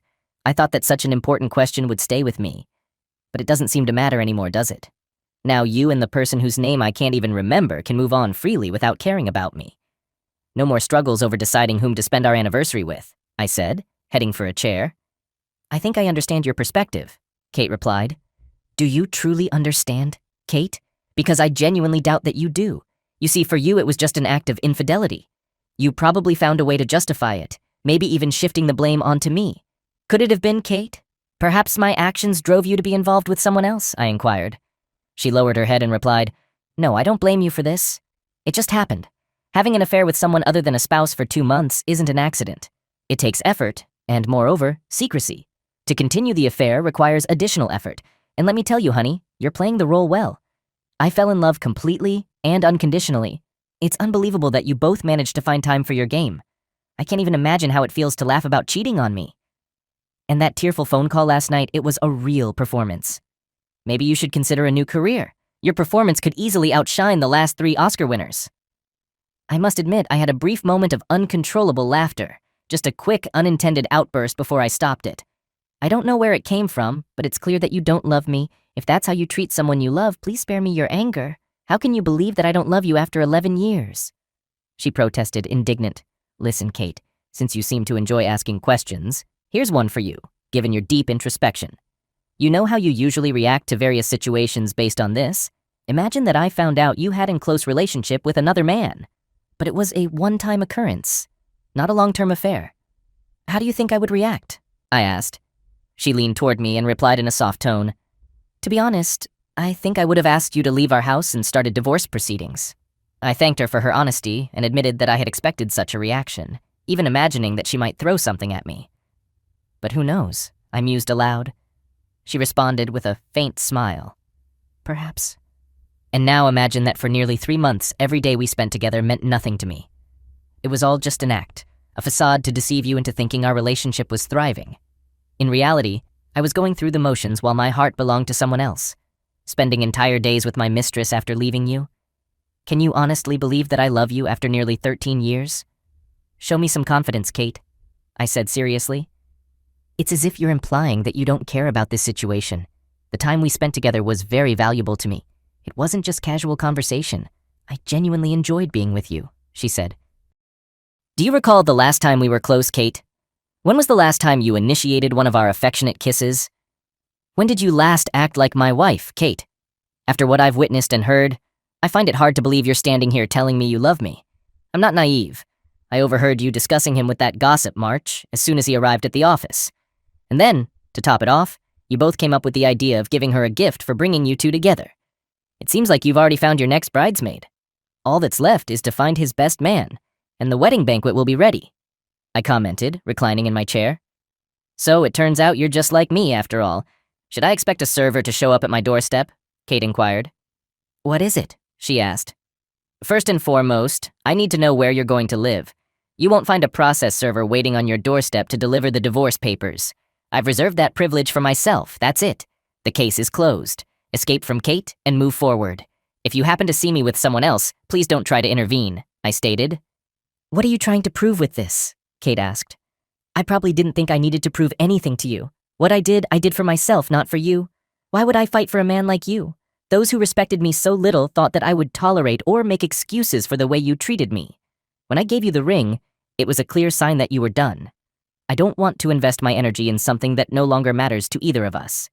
I can't forget or forgive, and based on your past and present behavior, it's evident that I'm not a priority for you. So it's time for me to leave you, Kate, and move on. I don't pretend to understand how you expected everything to end, but you certainly ruined everything. Now it's your turn to sleep at his place, I said, locking eyes with her. You're kicking me out and keeping everything for yourself. To be honest, it seems unfair after 11 years, she replied. It always comes down to a deal, doesn't it? Well, that's settled. If you need a house, you'll have to pay for it. As for me, I want to keep the house. I've fallen in love with him. With the extra space, I can finally transform it into what I truly desire. I assumed you and Bast had already found a place, I said. His name is Paul, she corrected. I couldn't care less about that. Really? Do you think he has nowhere to live? I asked. Well, of course he does, she responded. In that case, problem solved, I remarked. I was waiting for your answer, and then it occurred to me. So, I guess you don't think his wife will agree to this arrangement? I said, noticing her expression. Wait, did you find out everything about him? How did you know he was married? She asked seriously. This isn't a joke. You really think I'm naive, don't you? Why else would you be here, Kate? So what's the deal? He doesn't want to divorce his wife for you? I hope you haven't seriously considered coming back to me. I've contemplated this particular question. I considered the possibility that our relationship had lasted 11 years. However, upon reflection, I concluded that we're done. This decision was made by you. Let's reminisce about those incredible 2 months you spent together and hope for even more in the future. Keep in mind, as I mentioned before, when I gave you the ring, it signified the end. Please refrain from making excuses about our 11-year history. Those years didn't matter to you in the past and don't matter to me now. Therefore, I'll compensate for those 11 years with a set of legal documents as soon as they're prepared. The house offer remains unchanged. If you don't want to leave the house, you can come back and take whatever you want.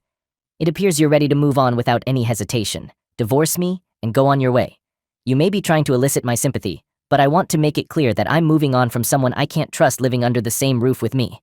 I will never trust you again. So what's your plan? Do you want to keep the house for yourself? I asked. No, I have no desire to keep this house.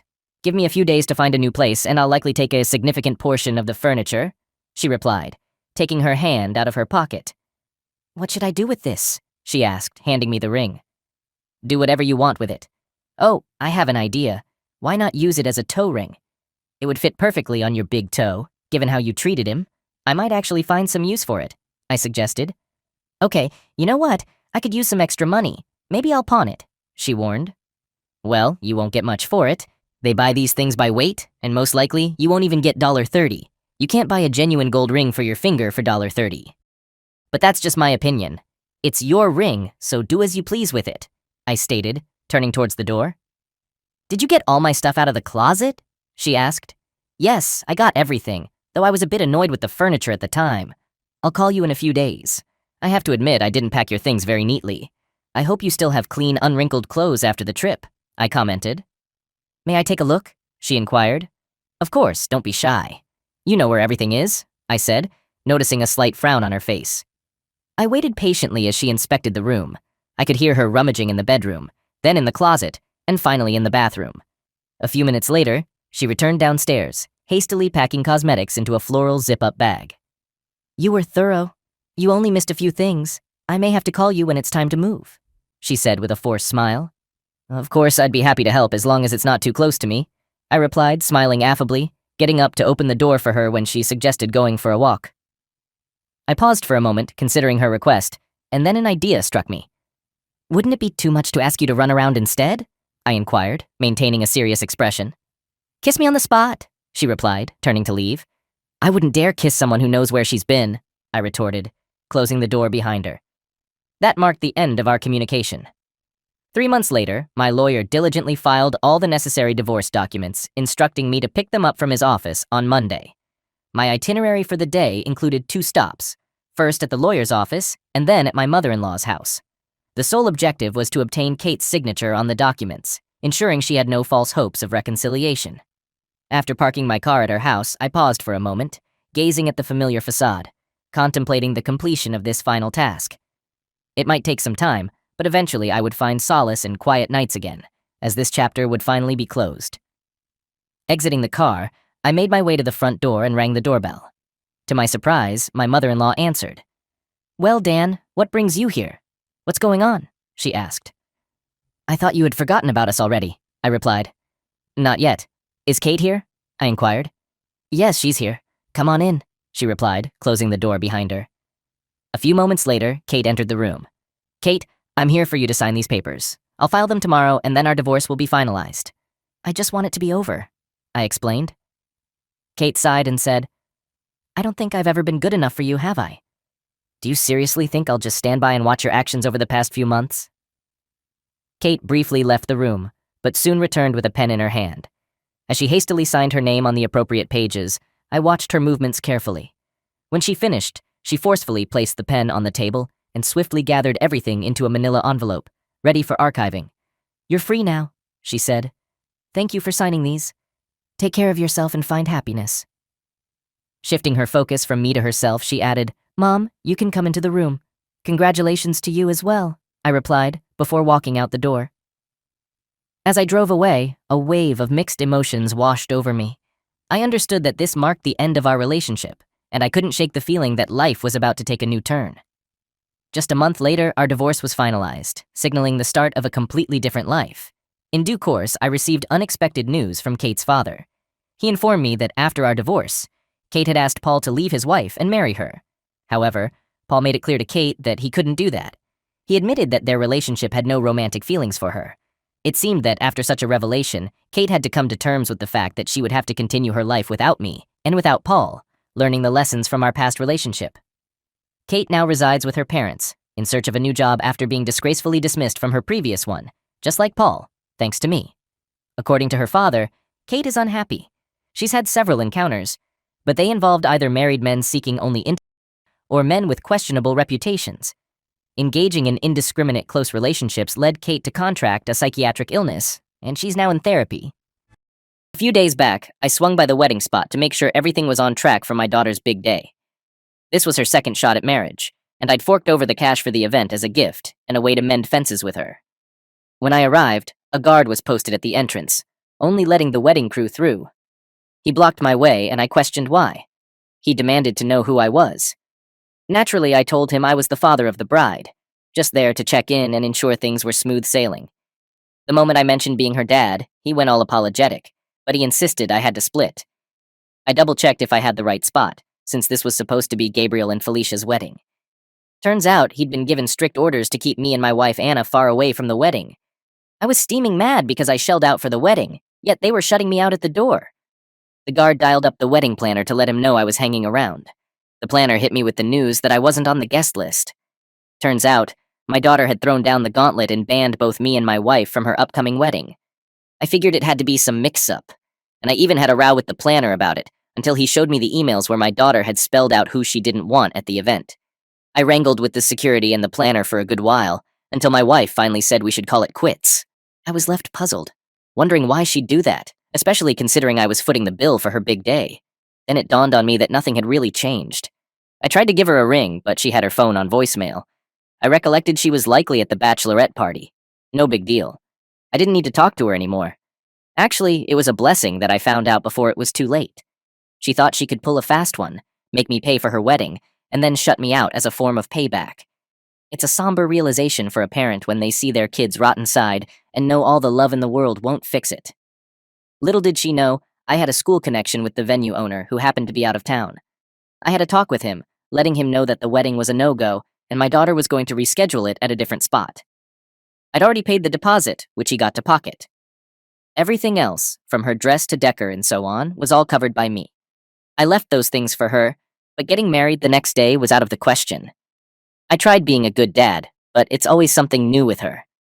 My wife, who she's despised since day one of our marriage, backed me up on this choice. She even mentioned how she had warned me about letting Felicia back into my life. I get that this is quite a shocker because you don't see a dad messing up his own daughter's wedding every day. After blowing up at me for supposedly wrecking her big day and causing a scene in front of her friends and family, she cut ties with me. She showed up at the venue only to find the guests outside and security turning them away because the reservation was canceled. Just like I anticipated, she called me in a fury, demanding to know why I was trying to mess up her life like this. Honestly, I wouldn't have taken such a step if she hadn't been acting like an ungrateful troublemaker. So let me give you the lowdown on how this all unfolded and how I've essentially lost my daughter now. I'm a 55-year-old guy, running a successful business that's been thriving for the past few years. I went through a divorce with my first wife, who's 51 now, when my daughter Felicia was a teenager. Now she's 26 and has already been married once. Our relationship has deteriorated over time due to her poor choices. Even getting her through graduation was a struggle, as she fell into drugs, skipped classes, and hung out with the wrong crowd at school. I provided her with everything she wanted and even got her into therapy. But she persisted in her ways. My family attempted to guide her and steer her in the right direction, but their efforts were in vain. I sent her to live with her grandmother, aunt, and even cousins at various times, but they all eventually gave up on her. She was quite a handful. They complained about her being disrespectful and bullying adults. For a while, I blamed myself because of my divorce from her mother and the distance it created between them. However, I soon realized that her problems ran deeper. 6 years ago, I remarried Anne, a grounded teacher 10 years my junior. When my daughter first met Anne, she immediately accused her of being a gold digger and too easy. She was furious about my marriage and accused me of being selfish. She labeled Anne as one of those women who target older men for their money. Back then, I was living with her, and she didn't make Anne's life easy at all. I reached my limit when she tossed some of Anne's clothes, so I decided it was time for her to leave. We managed to patch things up after she offered an apology, but her relationship with Anne remained strained. They couldn't get along anymore, and I couldn't even leave them alone together. Every time I did, they'd go at each other like a couple of angry animals. Even when she visited me and left the house, they wouldn't exchange a greeting. This put me in an incredibly awkward position with both of them. I was taken by surprise when, during her senior year, she started to behave more reasonably. Those calls about her missing class or getting into trouble stopped coming in. I don't even want to get into the things I had to do to keep her in college. During Christmas, she brought this guy named Joel home. He seemed like a genuinely good guy, got along with my wife and me, and was probably the only one who could keep her in check. He was an honest, hardworking guy with a lot of potential. Just 6 months into their relationship, he asked her to marry him. And honestly, I was okay with it. Their wedding was beautiful, and they moved to a different city. We stayed connected, visiting each other for special occasions and birthdays. I thought everything was going well in their marriage based on what they told me. While she still wasn't fond of my wife, she had become a lot more civil. After some time since they tied the knot, my wife and I thought it'd be a cool idea to drop by for a surprise visit. We were genuinely happy to see her making changes and holding down a steady job, a first for her. So without giving her a heads up, we snagged her an upscale watch and flew her out to the city. Once we were set up at our hotel, we swung by to see her. We headed to her apartment, but when we knocked, no response. We started getting concerned and decided to give the door a push, and wouldn't you know it, it wasn't locked. And then I caught sight of something I really wish I could scrub from my memory. My daughter was in her living room getting intimate. The guy with her started saying sorry, and they were about to make a run for it. Then we spotted there was another guy in the mix, someone who wasn't her husband. She started explaining and all that jazz. I was on the brink of clocking the guy due to my raging anger. He bolted after she got dressed. She tried to explain it was just a mistake and that things were fine between her and her husband. But I couldn't let her spin that lie to the poor man. He seemed like a decent dude who deserved the truth. She begged for another shot and pleaded with us not to wreck her marriage by spilling her secret to her husband. This set off a whole lot of yelling and her making me feel guilty once more. Well, that plan didn't pan out. The excuse of, "I messed up because you and Mom divorced," had an expiration date. My assumption that she'd transformed was dead wrong. I put my heart and soul into raising her, showing her as much love as possible. Despite her absent mother, she paid me back by getting into scrapes and turning family against me, and I always stood up for her. My wife and I left her place and immediately reached out to her husband. We spilled the beans about what we had walked in on, and the poor guy was utterly shattered. I mean, completely broken. He admitted he had suspicions building up, but she consistently manipulated the situation, making him feel like he was the one being controlling and insecure. Eventually, they ended up splitting, which turned into a divorce not long after their wedding. She put the blame on us for their breakup, saying it was all a mistake and that she truly loved him. After that, she cut off all communication with us for months. Out of the blue, about 3 months ago, she sent a birthday gift.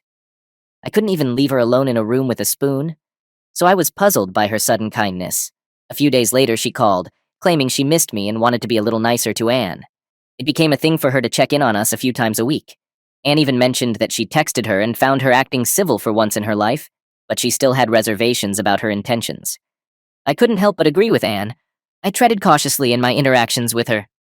Then she began coming over to stay at our place for several days. I didn't stop her. It actually gave us a chance to hash out what had gone wrong between us. She took the initiative to apologize for her past resentment and owned up to her mistakes. She confessed that she truly loved her husband, but couldn't shake off her past behavior. I felt a pang of guilt for not letting her come clean about her affair to him on her own terms. Maybe if I had, they'd still be together now. She started showing up during holidays and put in effort to connect with Anne. They weren't best buddies yet, but there was mutual respect. I was thrilled about her change in attitude and genuinely believed my daughter had turned a corner. After a couple of months of reconnecting, she invited us over for dinner. She'd recently moved back to our city and wanted us to see her new place. To my surprise, she dropped a bombshell. She'd met Gabriel just a few months ago and had fallen head over heels for him. Now, I don't want to sound judgmental, but he wasn't exactly her usual type. He struck me as someone from modest beginnings, a notion he confirmed when he told us about his job. He worked as a clerk in a small grocery store. While I still believe no one could truly replace her first husband, this new guy did come across as a decent person. He was a good-looking young man, a couple of years younger than her, and just starting out in his career, so he wasn't exactly rolling in cash yet. But hey, she was content, and she claimed he was the catalyst for reconnecting with us and patching things up. Although my wife and I had some reservations, wondering if he could handle her because she had her demanding moments, we decided to embrace their relationship even before we wrapped up dinner. Then she dropped another bombshell. She was sure he was the one she wanted to marry. A wedding was in the works, just a couple of months away. I was genuinely thrilled for her. It seemed like she was genuinely getting her life back on track. I inquired about the wedding date, and she admitted they weren't entirely sure yet. Finances were tight, and they needed some time to save up. I could see the sadness in her eyes as she said this, and as a father, my heart went out to her. That night, I discussed it all with Anne. We recognized that we bore some responsibility for her first marriage falling apart, and we both sincerely wanted her happiness restored. So I made up my mind that I'd foot the bill for her entire wedding, and Anne was on board to assist with the planning. It was a burning desire to see the two most important women in my life get along. While I didn't really dive into the nitty-gritty of wedding arrangements, her biological mother decided she wanted a piece of the action, too.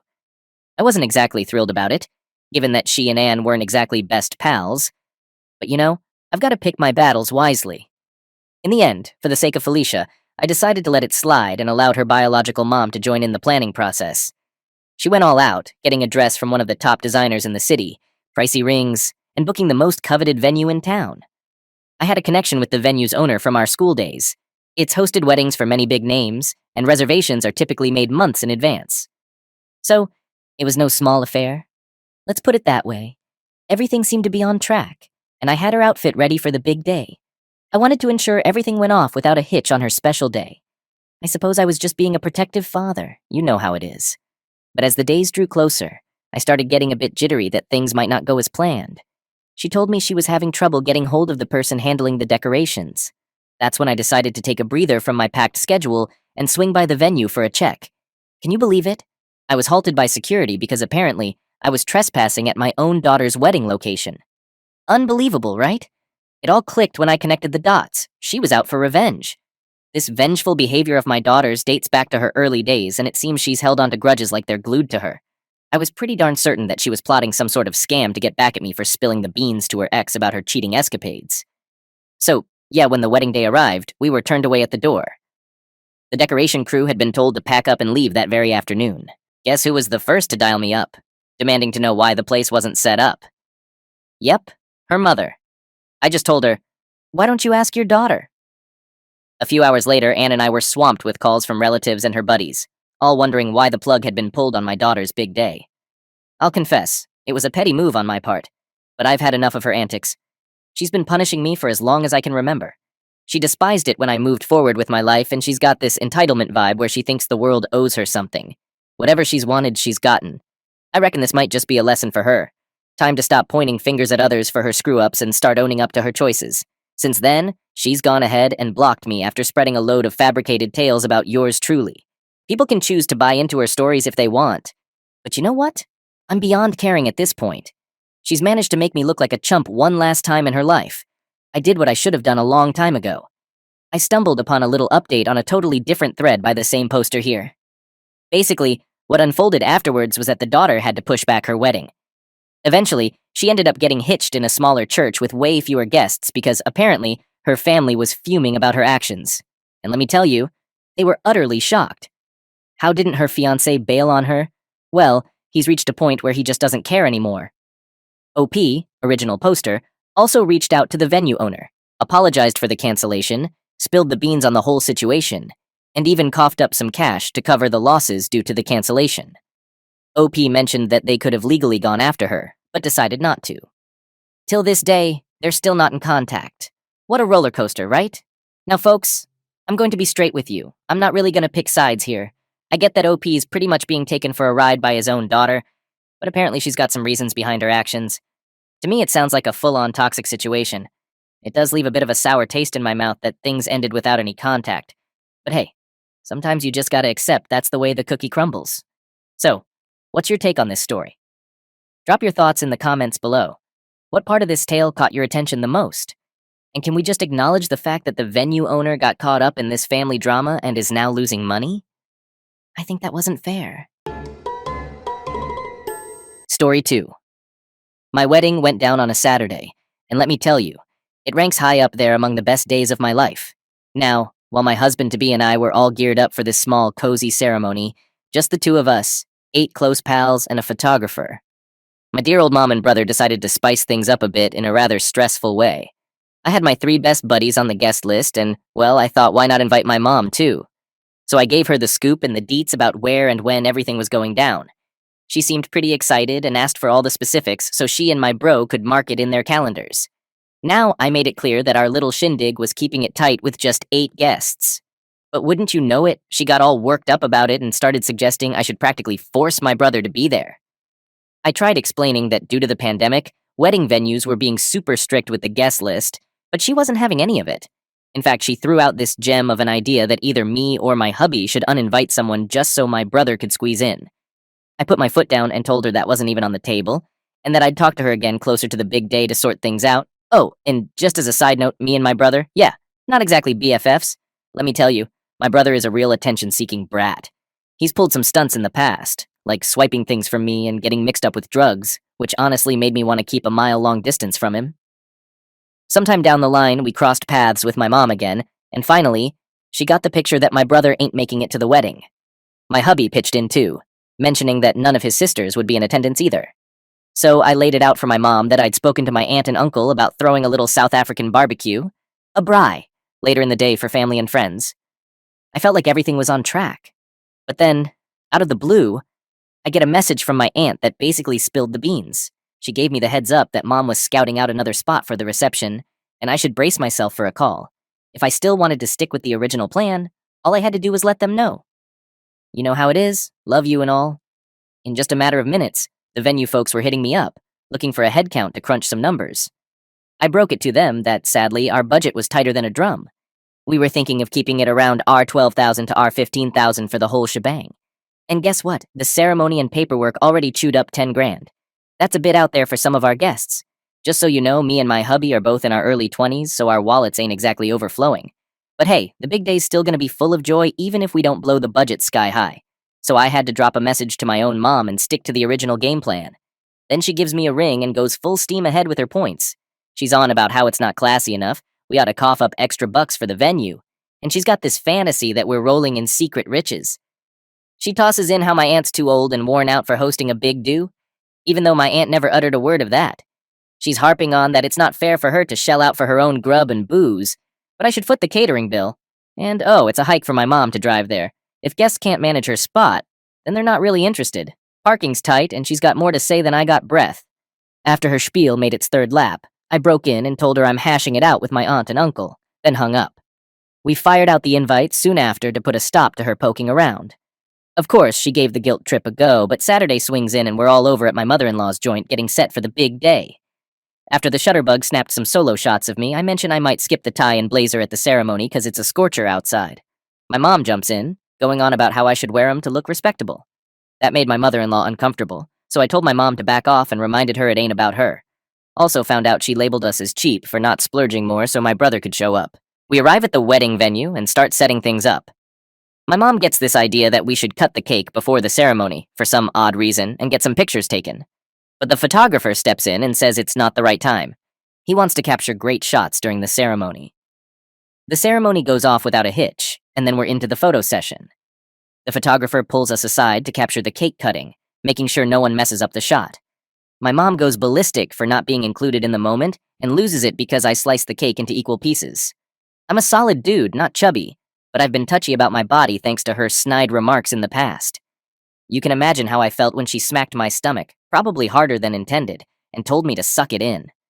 I was just relieved when the photo session was done and we could bail to take a breather. We head over to my aunt and uncle's place to await the guests. After a bit, most of them arrive, including my mom and brother. Everyone's kicking back, chatting, and having drinks. For a while, nothing really notable happens except my brother basically vacuuming up a bowl of chips in front of everyone. We started grilling around 4 o'clock in the afternoon. I knew the in-laws were only going to make it after 6, so my husband asked if we could throw our meat on earlier so they wouldn't have to eat alone. I was totally okay with that plan. My mom and brother's meat got cooked pretty early, so they dug in early. Then my brother starts bugging my mom about having cake. We had a second cake ready for the bride, and here's where things get interesting. My mom started hounding me every time I passed her about serving the cake. Her boyfriend tried to tell her more than once to chill out, that we'd serve it when the time was right. But then I was carrying some disposable plates for some guests inside because, get this, my mom wanted to watch them. Strange, right? So she corners me indoors and this conversation happens. Her: don't you think it's time to cut the cake? Me: no. Hudson's family hasn't shown up yet and we haven't had our meal. Her: well, you should. Me: are you done eating? Her: our food isn't ready yet, Mom, and we'll eat once the other guests have been served. Her: what if I'm your aunt? Cut the cake. Me: then you can grab some cake after you've eaten. Her: Mom, it's the wedding cake. The people actually getting married are the ones who should cut it. Her: but some of your guests are tired. Like who? Me: like you, Mom. Me: well, you'll just need to wait because we're not ready to cut it. This day isn't about you. She was about to keep arguing, but luckily my aunt swooped in to distract her, so I took the opportunity to sneak away. Later on, I found out that Mom tried to pester my husband, but he's a pro at brushing people off. Eventually, we got around to doing the cake cutting, and my mom grabbed the knife. We managed to wrest the knife from her grip and began the cutting, but she turned it into the tiniest slices you could imagine. A bit annoying, but folks just took a couple of those tiny pieces. Then she stuck around for an extra 2 hours, despite claiming to be tired. When she finally left, we were pretty relieved since it meant we could finally kick back. Surprisingly, my brother wasn't causing too much trouble for once. Though he did get caught snooping around, trying to find unlocked cars so he could rummage through them. Thankfully, someone spotted him before he could snatch anything. Yeah, quite the day.